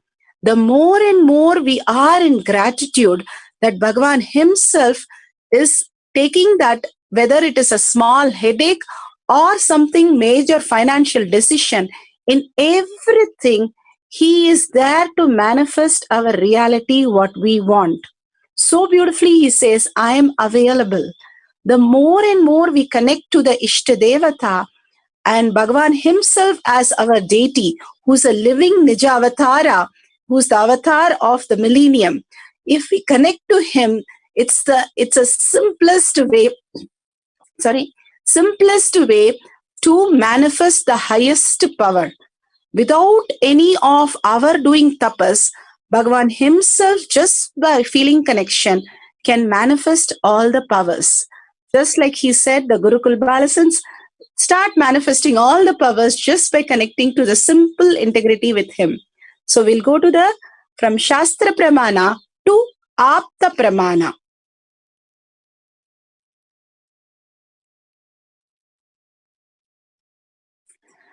Apta Pramana, here the Nayanar, Amaranitha Nayanar, he was one of the Nayanar who will every day take the Shiva disciples' clothes and he would wash them and he would give them.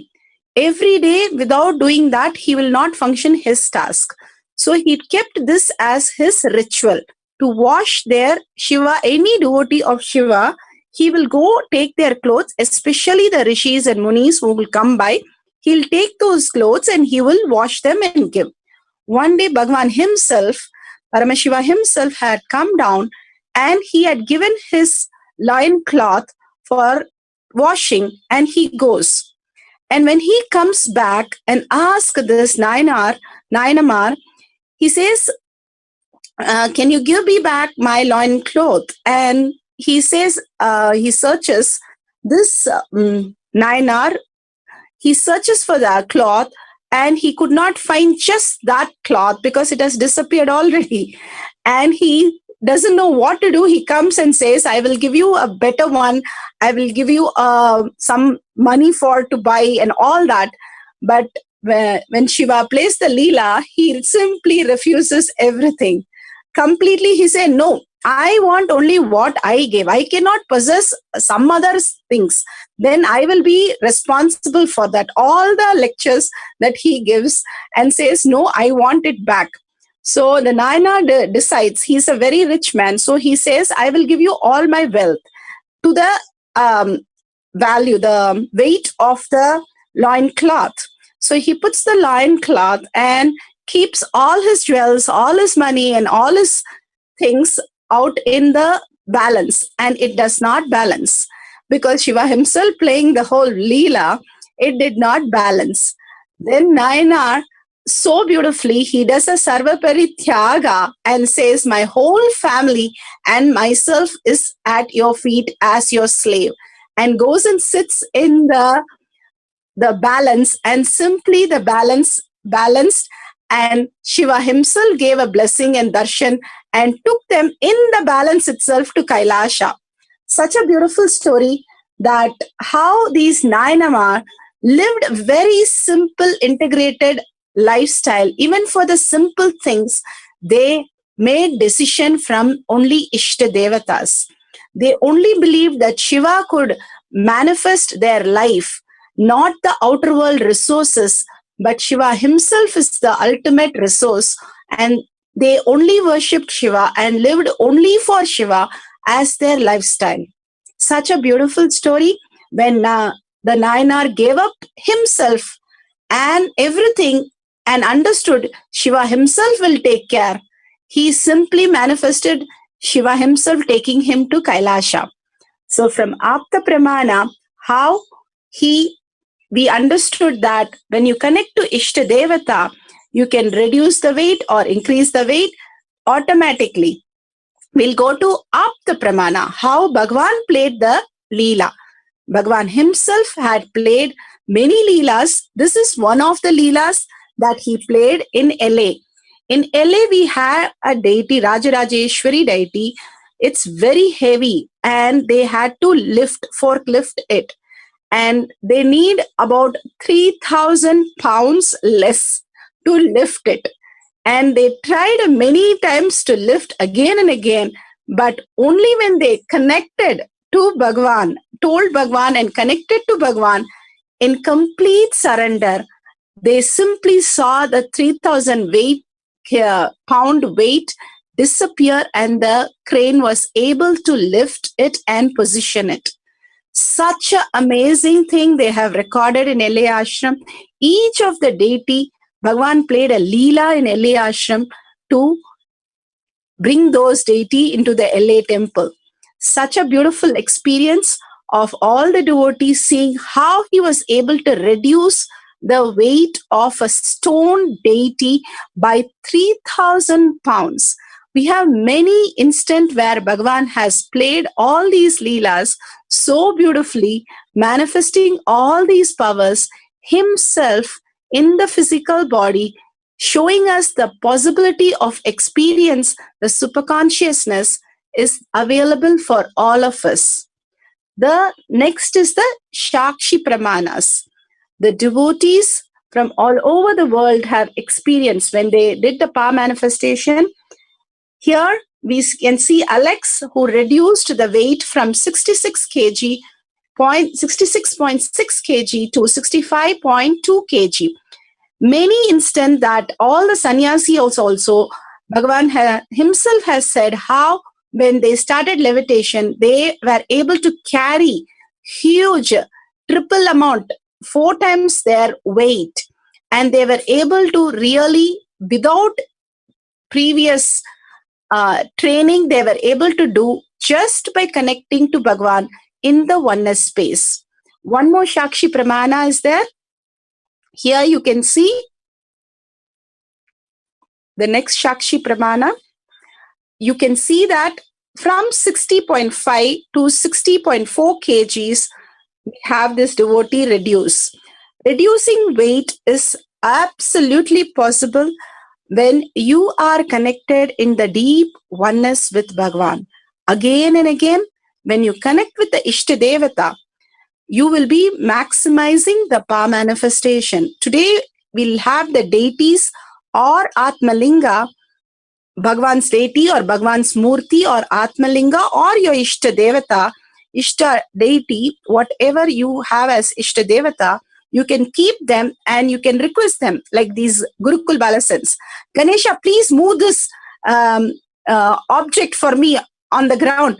Madhvit is asking for something. So they'll simply ask Ganesha to move, and when they pray to Ganesha, of course, Ganesha literally dances and does everything. Like that, today we are going to take the help of the Achavatara or Nijavatara to manifest the powers today. So we'll have few terms understood like Shaktipada before we start the whole session. And we'll listen from Bhagwan himself about these beautiful words. First is the Shaktipada. We keep saying the word Shaktipada. What is Shaktipada?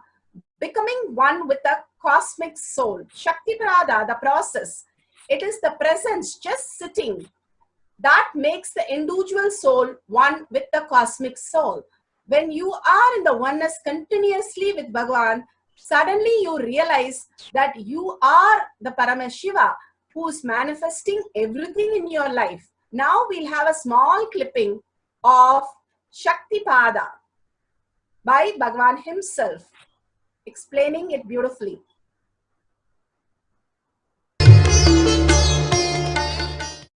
Let me give an introduction about what is Shaktipada process. Please understand.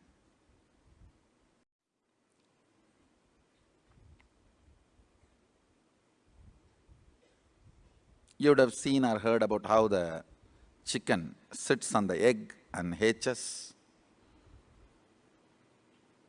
Of course, in the modern countries, this does not happen.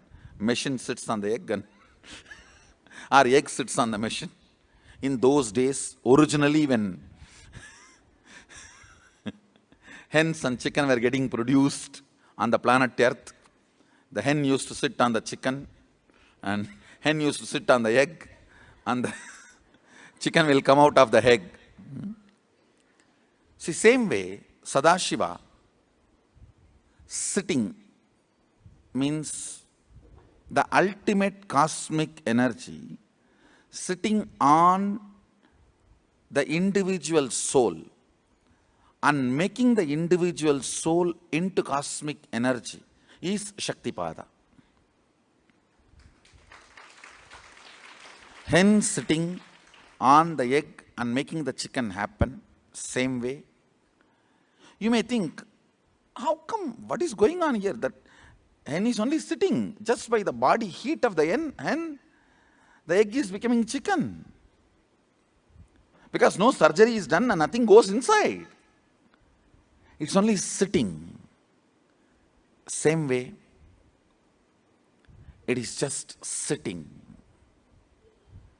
It's only the presence, the Shaktipada makes the individual soul into cosmic soul. Beautiful. Bhagavan himself described it. Here we have the oneness, the most important part of the power manifestation. The oneness is the currency. How you have the currency of the outer world, money, the biggest delusion that you think it's the most important. Here, the oneness is the greatest currency, and Bhagavan lived only in this currency throughout his life. Here, Bhagavan reveals what is the oneness. It is not the imagination, visualization, or declaration. It is the true nature, who you are, what you are. If you think you are male, female, how much you feel one with that concept. The oneness is that much you feel with Paramashiva.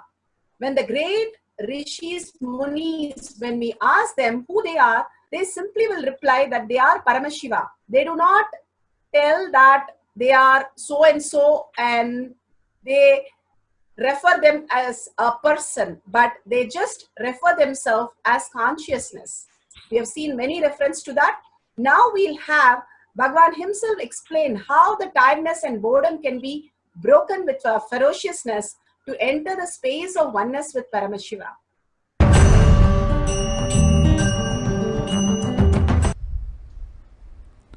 Oneness is not imagination. Oneness is not visualization. Oneness is not even just declaration. It is your existence. An idea which is you is oneness. The idea which has become part of your very space, which does not tire you or bore you by the passage of the time, is oneness. Mahadeva says in the Agama, Sadashiva beautifully explains in the Agama, Kala, Yama cannot tire you or bring boredom to you if something becomes your space. Devi achieved the blissful state and union with Mahadeva on Shivaratri day because our space became oneness. Anything which brings tiredness or boredom has not yet become your space. If living in this body brings you tiredness and boredom, you are not going to be living in this body forever. When that becomes too much, you are going to drop it and move ahead. If you want to be in oneness forever, it should become part of your space, means you should become ferocious with you and break this very tiredness and boredom. Only when you deal you with the ferociousness, you break the tiredness and boredom. With that ferociousness, you need to make oneness as your space. Anything stands as an imagination in the length level, visualization in the breadth level, declaration in the depth level.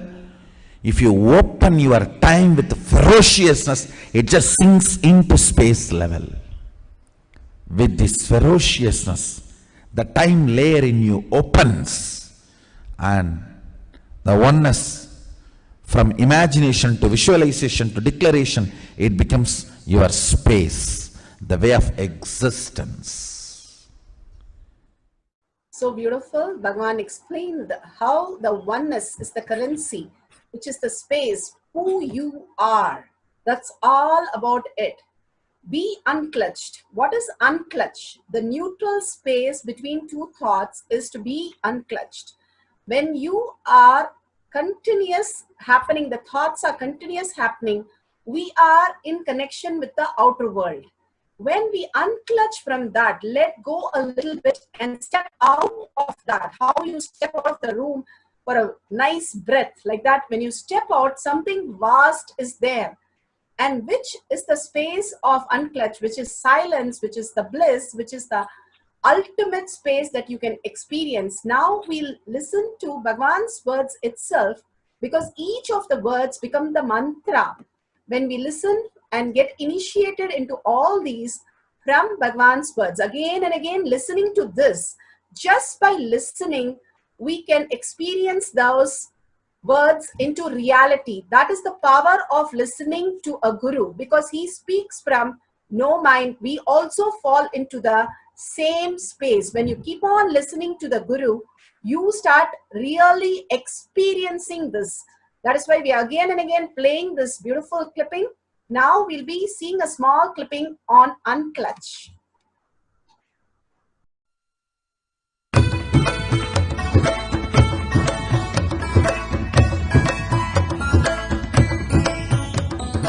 The thoughts, every thought is independent, illogical, unconnected and unclutched, because the gap between two thoughts is too small.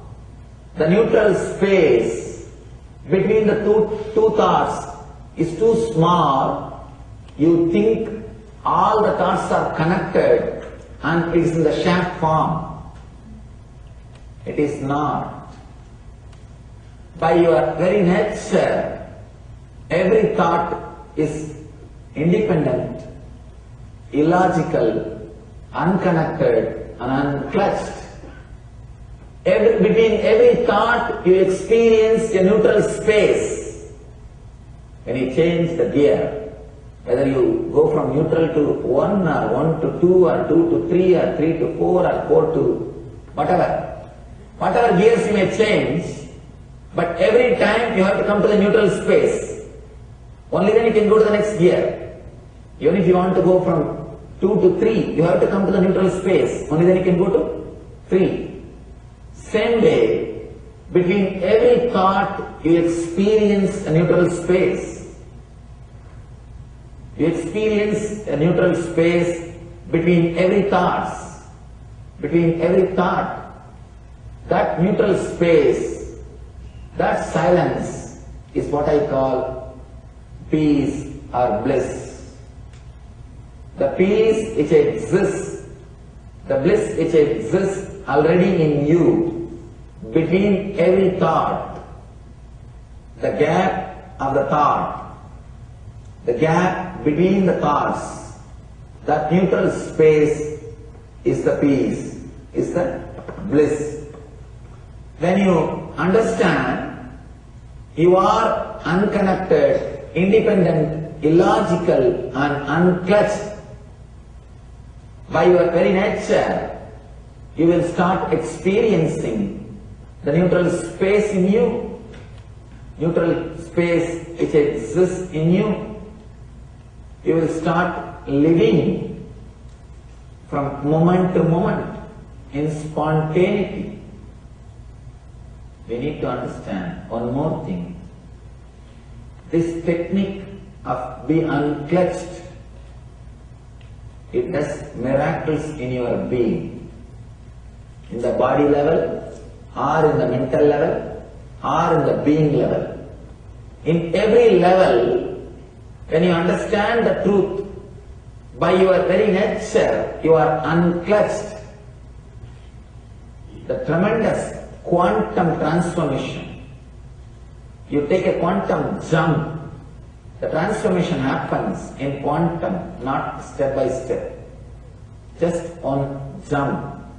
You take a quantum jump and experience the truth awakening in you. Yes, beautifully Bhagwan gave us how the unclutch works. Now, few more things which we want to go through is initiation, the most important. Bhagwan's darshan is so important because the whole space that shifts when Bhagwan initiates us. When you go into a temple, the frequency changes in you. That is why you experience the peace inside. Suddenly your thoughts just drop to a very low level. That is the frequency increase in you. That is exactly which happens when you see Bhagwan in even a flyer or even one small corner. Something else happens in all of us, which is the initiation. Bhagwan initiates through everything, Facebook or in real, putting his hand on your head. Everything is an initiation. Every word is an initiation. Understanding that it's beyond words that Bhagwan is giving us, that which cannot be grasped by the words, because the words are still in the mind. Mind cannot grasp what is consciousness. How the wave cannot understand the ocean. The ocean is too large for the wave to understand. It can only just merge. It's not a work, but it's just an experience. Same way, when we move from the words to the experience beyond that, that Bhagwan has initiated us into the higher reality. So we will hear a small clipping on initiation before we go into the instruction for power manifestation.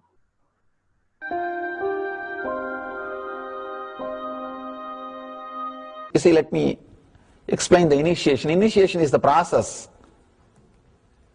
beyond your intellectual understanding. The transmission of lamp happens. Now, you understood something intellectually. There is something which is not understood, which can't be transmitted through the words.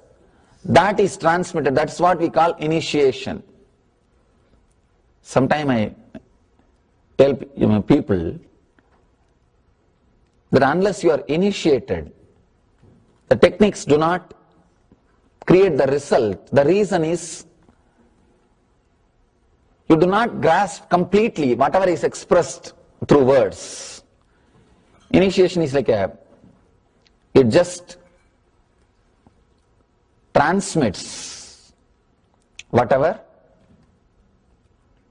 need to be transmitted beyond logic and beyond words. People ask me why to wear this bracelet or this mala and all those things. This all will remind you. Why bracelet in the hand? It will remind you, before eating, did you meditate? It's a constant reminder. Before eating, let you be reminded, did you do the meditation? That is why this bracelet. That is why this mala. That is why this external things. Sometimes these external things does a big job of reminding you constantly. That is why take the help of external things also, nothing wrong. People ask me, why we can just be spiritual without having external things? If you can, really you are welcome. But I don't think anybody who speaks in that way is successful. I've never seen people becoming successful avoiding the external things, just having internal things. And it is just nice way of escaping from yourself. So we listen to the initiation, which is Bhagavan's presence itself.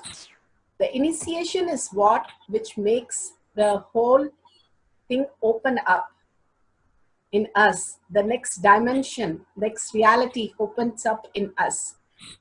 Bhagavan speaks about Mahavakya as the password, because most of us, we are not integrated.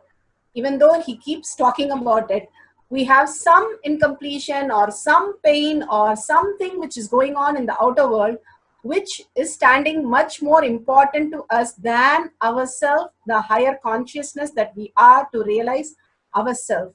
So to bring that consciousness back to the higher reality, Bhagavan has given the greatest technique, Mahavakya, which opens the Dvadashanta. There are 12 energy centers in your body, and it opens the Dvadashanta like a key, which opens a huge temple and opens into a new space for you. Same way, when you start chanting the Mahavakya continuously, you open that into the higher reality. So we'll be going to chant the Mahavakya continuously as we do the power manifestation, which increases the integrity. Bhagavan's integrity with Paramashiva is very high. So he is able to flow in us. But when we raise the integrity in us with Bhagavan, it flows through us as Shakti. So that is where the Shakti starts manifesting. Today we'll be manifesting the power of decreasing weight, Lagima power.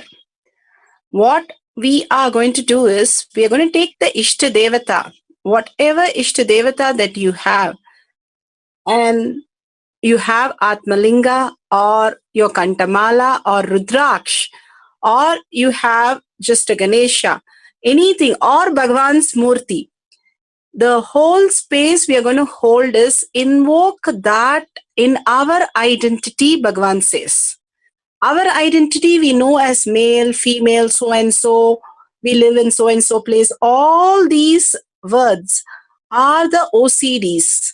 All the titles we give to ourselves, labeling ourselves and others is the OCDs, where we keep on thinking that we are the existence as a body or mind. But we are going to today experience as an existence of superconscious being. Each one of us as Subramanya or Arunachala or Bhagavan himself, Swamiji, each and everyone, whoever you are able to invoke Ishtadevata in your identity, you're going to hold that and decrease the weight, because you're going to be in such a oneness, like how Bhagavan beautifully explains when the Tulabharam happens, the Bama and Rukmani feels just that Krishna is consciousness, and simply Krishna becomes one with Rukmani and she's able to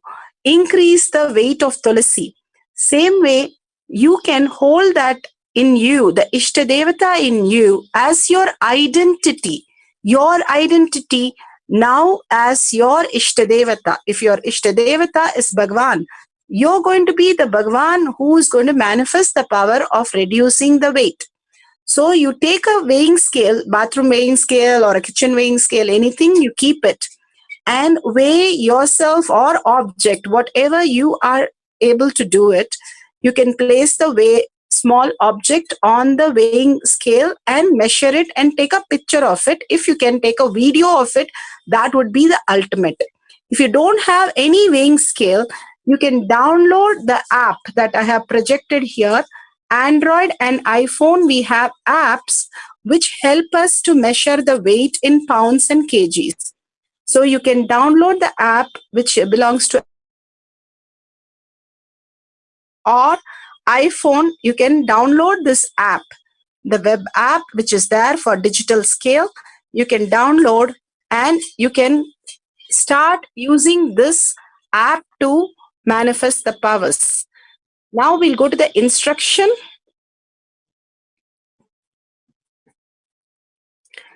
You're going to sit straight, comfortably sit down and sit straight with your head, neck and back in a straight line. Continuously remember Bhagavan in your third eye. Bhagavan says, Manata Mukti. Just by remembrance of Bhagavan, you get liberated. So again and again, bring your awareness. Whenever we bring the awareness to Agnya, the third eye, we are in the Turiya state already. And the Turiya Theta happens when you do the absolute unclutching, Tyaga of not just the wealth or person or body or mind is the ultimate Tyaga. The doing the Tyaga of outer world things is one step, but doing the Tyaga of your own body and your mind to the level that you are now Acha Avatara, your Nija Avatara. Literally, you're bringing the deity and installing as your identity today and manifesting as the identity itself. So here, absolute unclutching. As Paramashiva himself, Bhagavan always says, he is Paramashiva also, he says, because for us to understand, we are also Paramashiva. He says so beautifully, if you're human body, you are telling a lie. You're also human body because you are Paramashiva expressing the superconscious space of Paramashiva from this human body. So with the simple integrity with Bhagavan and experience the oneness, the darshan that you had, bring that darshan, continuously experience that as your reality, as your identity, and experience the highest reality.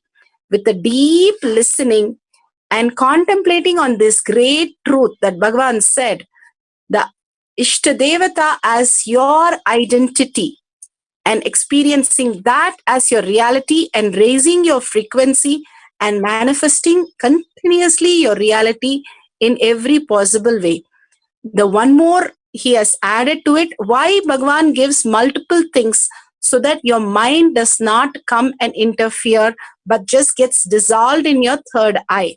He asks you to remember Bhagavan in your third eye. He asks you to do the Tyaga, the unclutch, ultimate unclutch, and contemplate on the truth that Bhagavan has given as the deity, as your identity, the Ishtadevata as your identity, and chant the Mahavakya continuously. The whole being vibrates. You will simply fall into the no thought zone where you will experience oneness with Bhagavan. Just merge with Bhagavan and you will see yourself simply manifesting the weight completely different in such a beautiful way. So let's start with sitting straight with your head, neck and back in a straight line. Remember Bhagavan in your third eye. Absolutely unclutch from this world, and whatever your Ishtadevata is, visualize that Ishtadevata as your identity and chant the Mahavakya, holding the oneness space. Chant the Mahavakya, Om Nithyananda Paramashivoham. Let's start.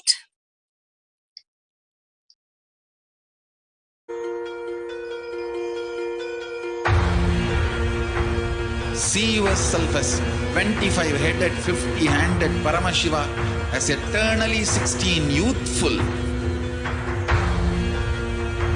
Commit with Paramashiva. Only he exists. Anything else is delusion. Now, sit straight. We'll enter into the process.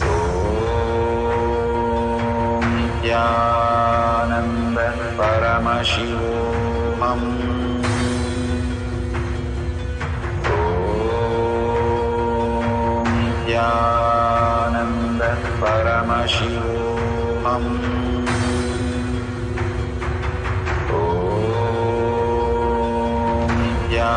Nithyananda Paramashivam. Om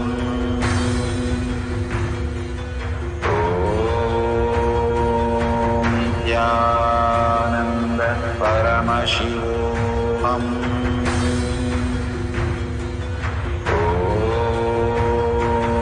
Nithyananda Paramashivam. Om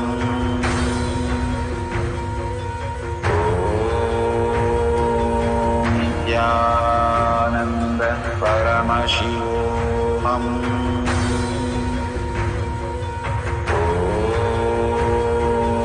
Nithyananda Paramashivam.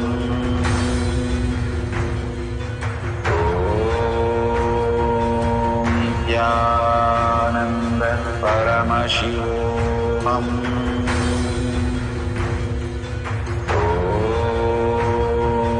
Nithyananda Paramashivam.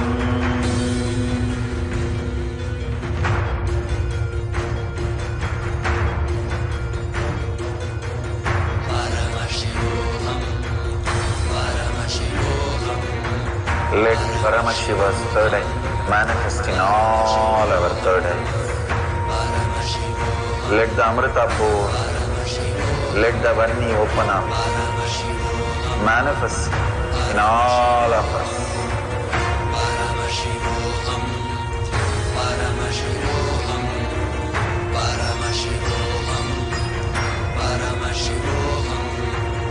Let Paramashiva overflow, manifest the powers in all our third eyes. Om Nithyananda Paramashivam. Om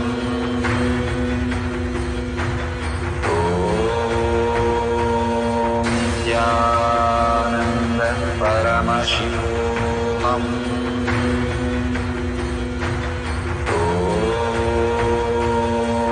Nithyananda Paramashivam. Om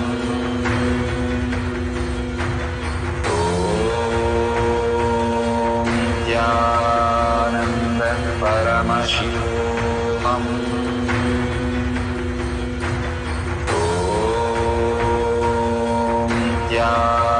Nithyananda Paramashivam.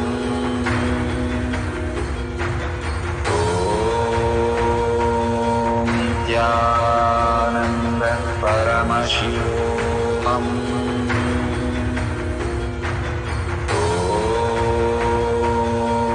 Nithyananda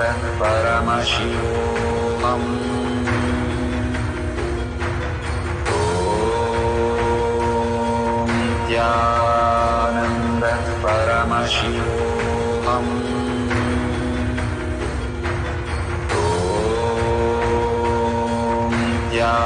Nithyananda Paramashivam. Om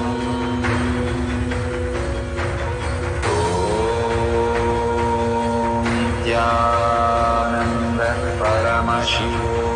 Om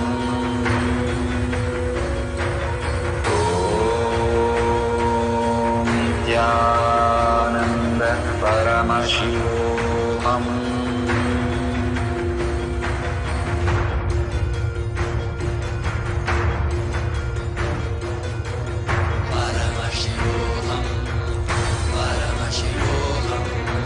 Let Paramashiva's third eye manifest in all our third eyes. Let the Amrita pour, let the Varni open up, manifest in all of us.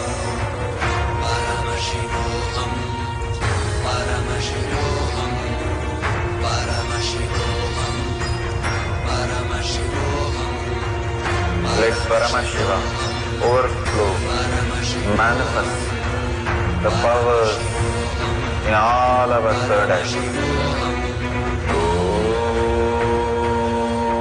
Nithyananda Paramashivam. Om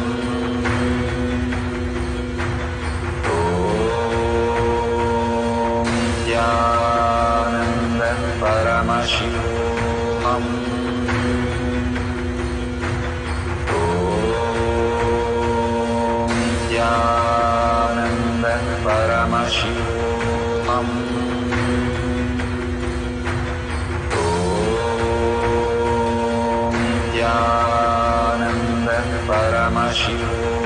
Om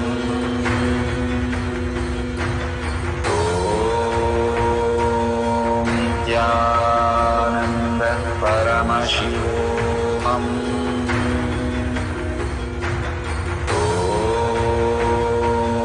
Nithyananda Paramashivam.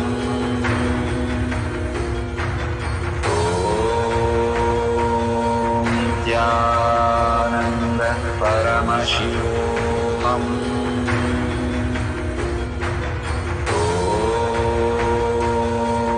Nithyananda Paramashivam. Om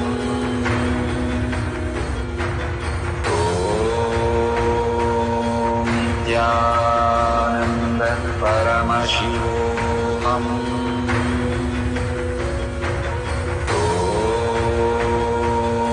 Nithyananda Paramashivam. Om Nithyananda Paramashivam.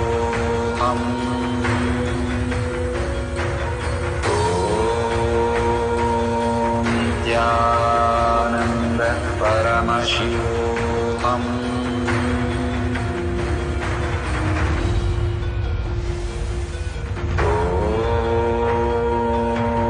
Nithyananda Paramashivam. Om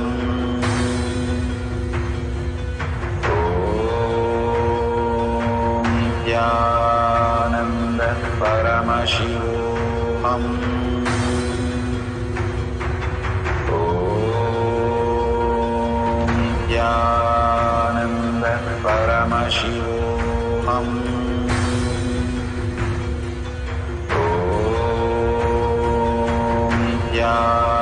Nithyananda Paramashivam.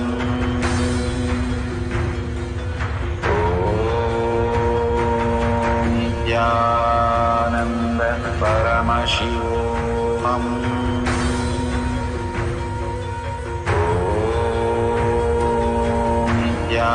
Nithyananda Paramashivam. Om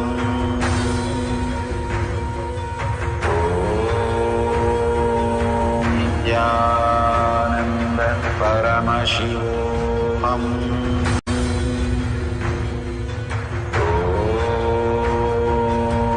Nithyananda Paramashivam. Om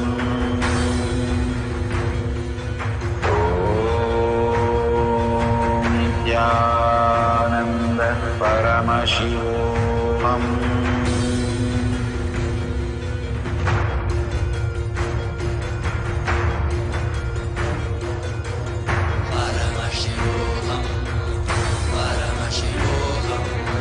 Let Paramashiva's third eye manifest in all our third eyes. Let the Amrita pour, let the Vanni open up, manifest in all of us.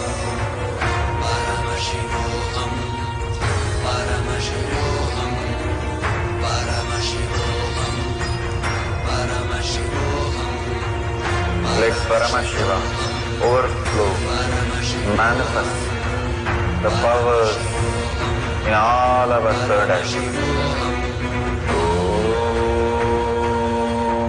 Om Nithyananda Paramashivam. Om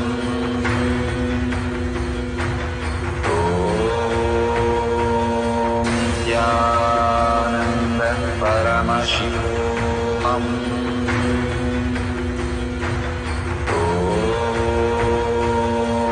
Nithyananda Paramashivam. Om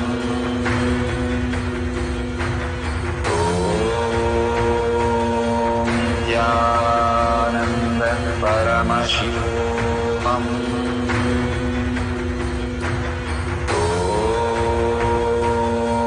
Nithyananda Paramashivam.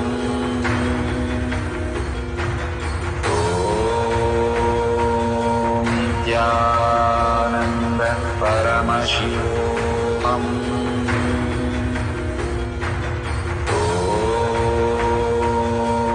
Nithyananda Paramashivam. Om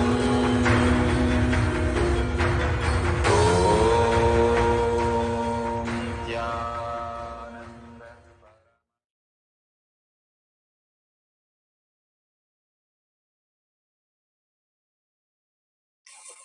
Nithyanandam. So beautiful.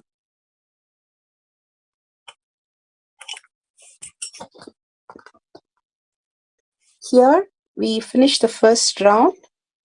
Now you can check the weight that either the object or your weight has changed. You take a picture of that now. If you're not yet manifested, that's perfectly okay. You can have the will persistence. The will persistence is, will is something you do a sankalpa, something you see it happen very clearly. Anything in the world, when we are very sure that is going to happen, we have many times manifested that as our reality. Especially you connecting to Ishtadevata.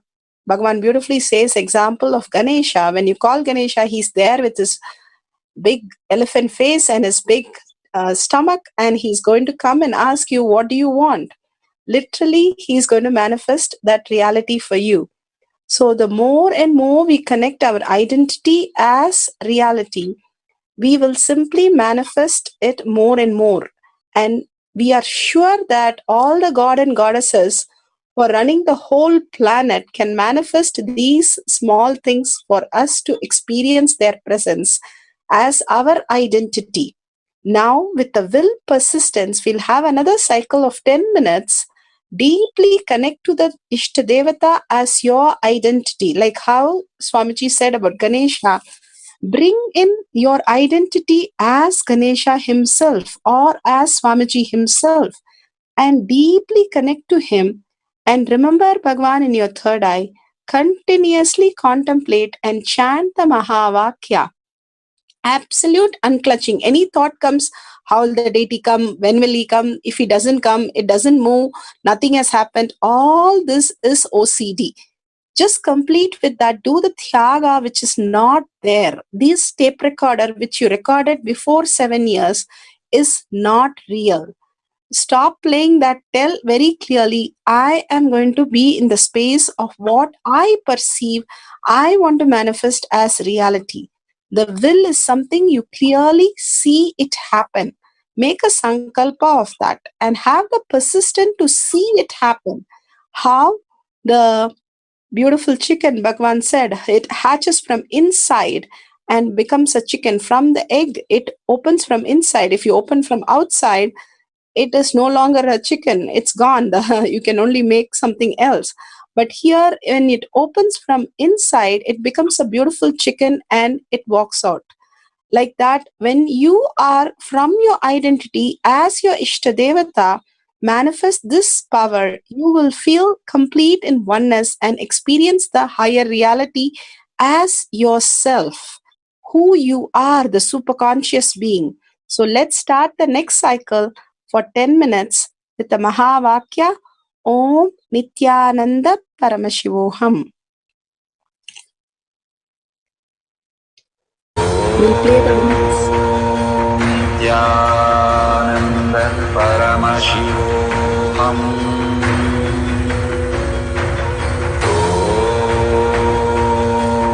Nithyananda Paramashivam.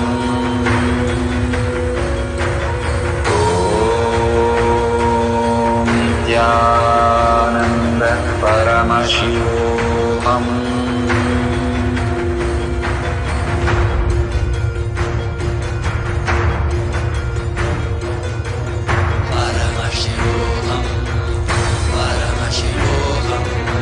Let Paramashiva's third eye manifest in all our third eyes.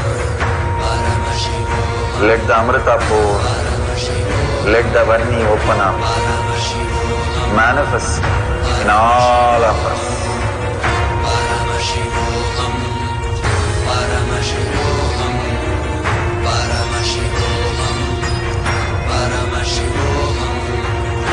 Let Paramashiva overflow, manifest the powers in all our third eyes. Om Nithyananda Paramashivam. Om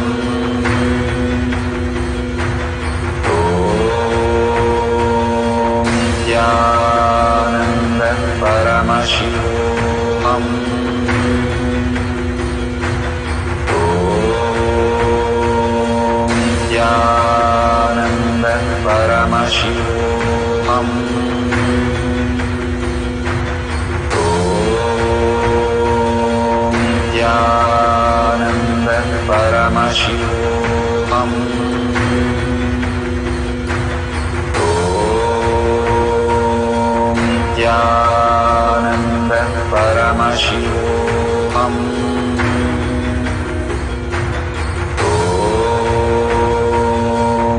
Nithyananda Paramashivam. Om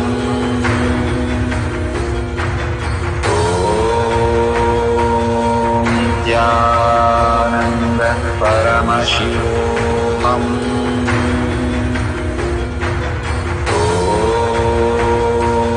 Nithyananda Paramashivam.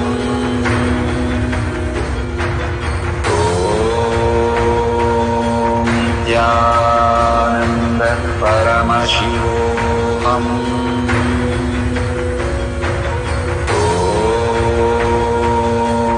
Nithyananda Paramashivam. Om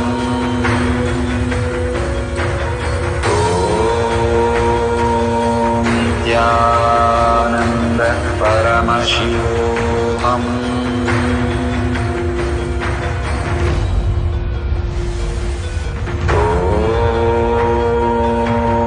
Nithyananda Paramashivam. Om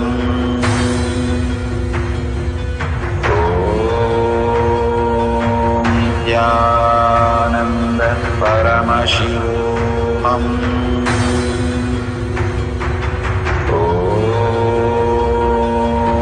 Nithyananda Paramashivam.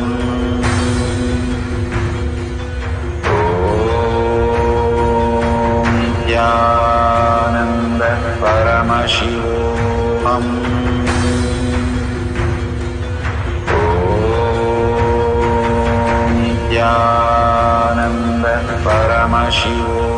Om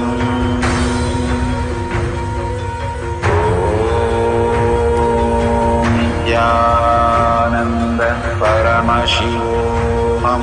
Nithyananda Paramashivam. Nithyananda Paramashivam. Om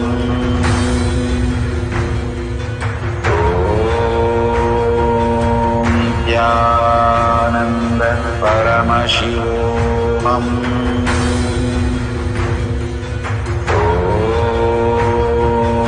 Nithyananda Paramashivam.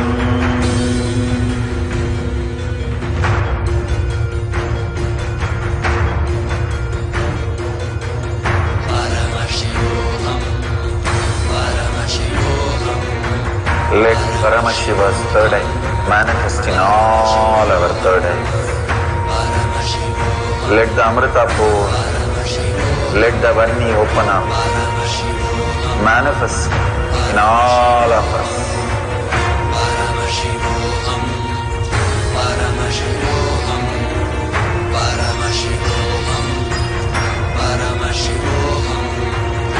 Let Paramashiva overflow, manifest the powers in all our third eyes. Om Nithyananda Paramashivam. Om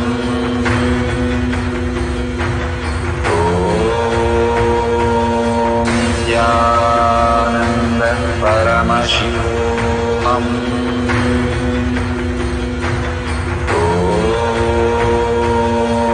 Nithyananda Paramashivam. Om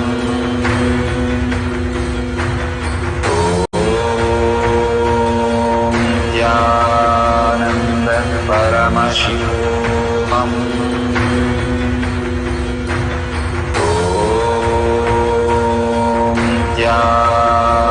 Nithyananda Paramashivam.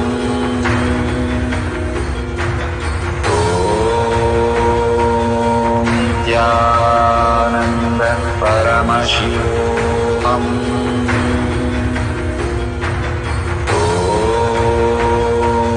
Nithyananda Paramashivam. Om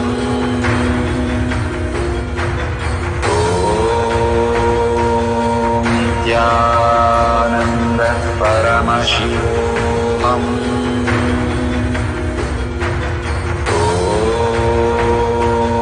Nithyananda Paramashivam. Om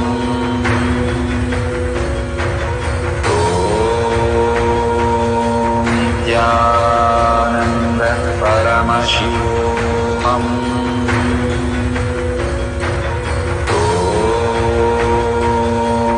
Nithyananda Paramashivam.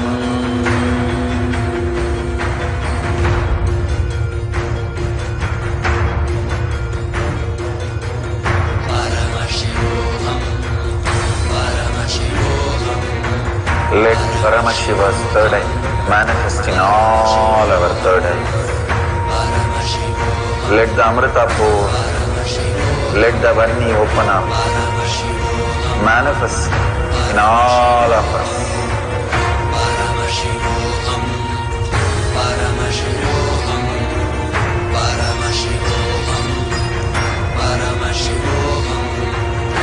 Let Paramashiva overflow, manifest the powers in all our third eyes. Om Nithyananda Paramashivam. Om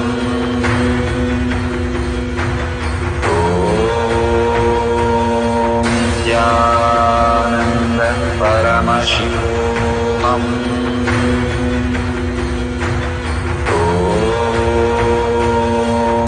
Nithyananda Paramashivam. Om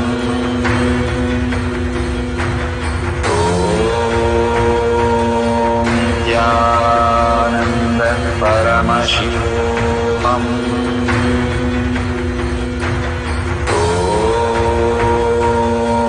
Nithyananda Paramashivam.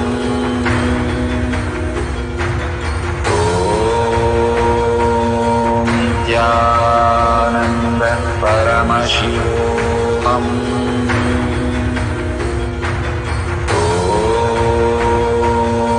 Nithyananda Paramashivam. Om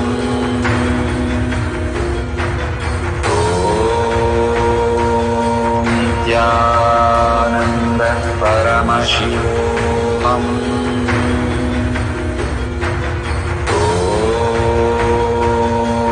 Nithyananda Paramashivam. Om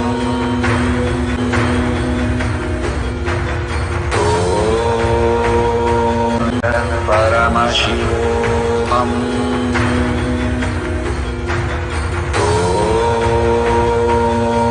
Nithyananda Paramashivam.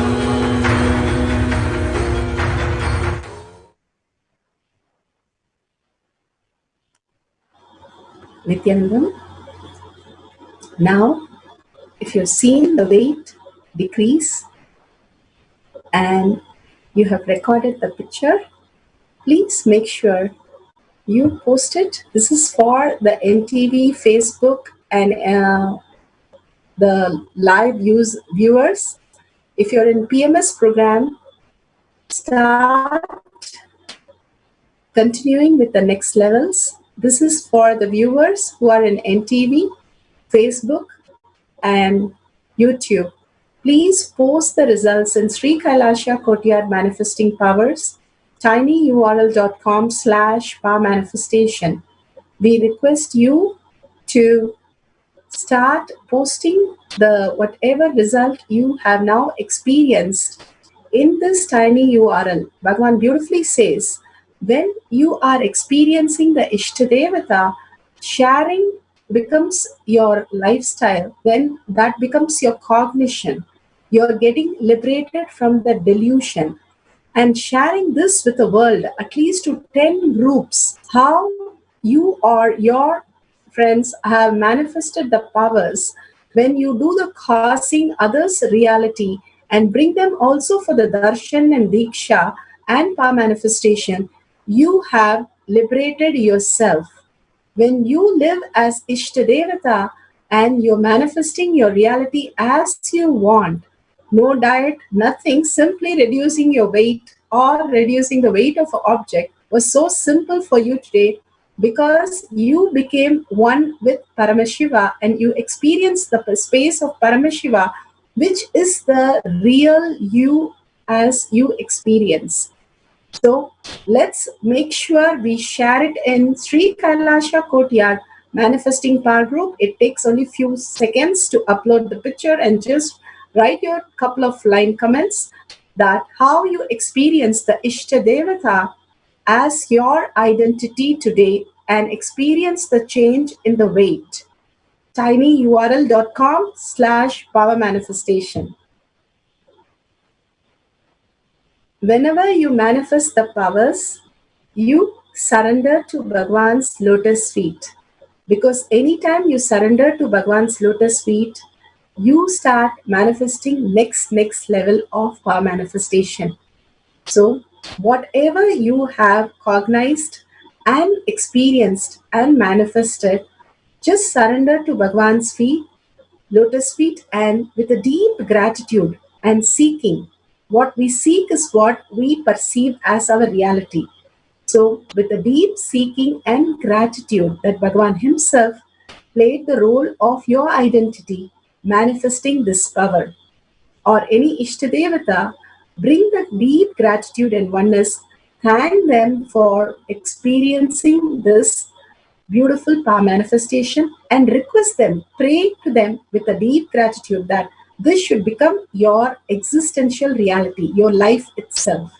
With that beautiful space, let's visualize Bhagavan in third eye and close the session with the Purna Mantra.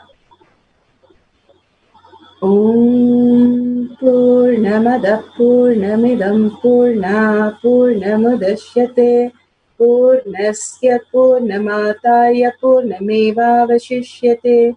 Om Shanti Shanti Shanti. Hari Om Tat Sat Sarvam Bhagavate Sri Nithyananda Paramashivam Padukarpanamastu. Om Nithyanandam. Thank you, everybody. Thank you so much. See you all tomorrow again for the power manifestation session. Thank you. Nithyanandam.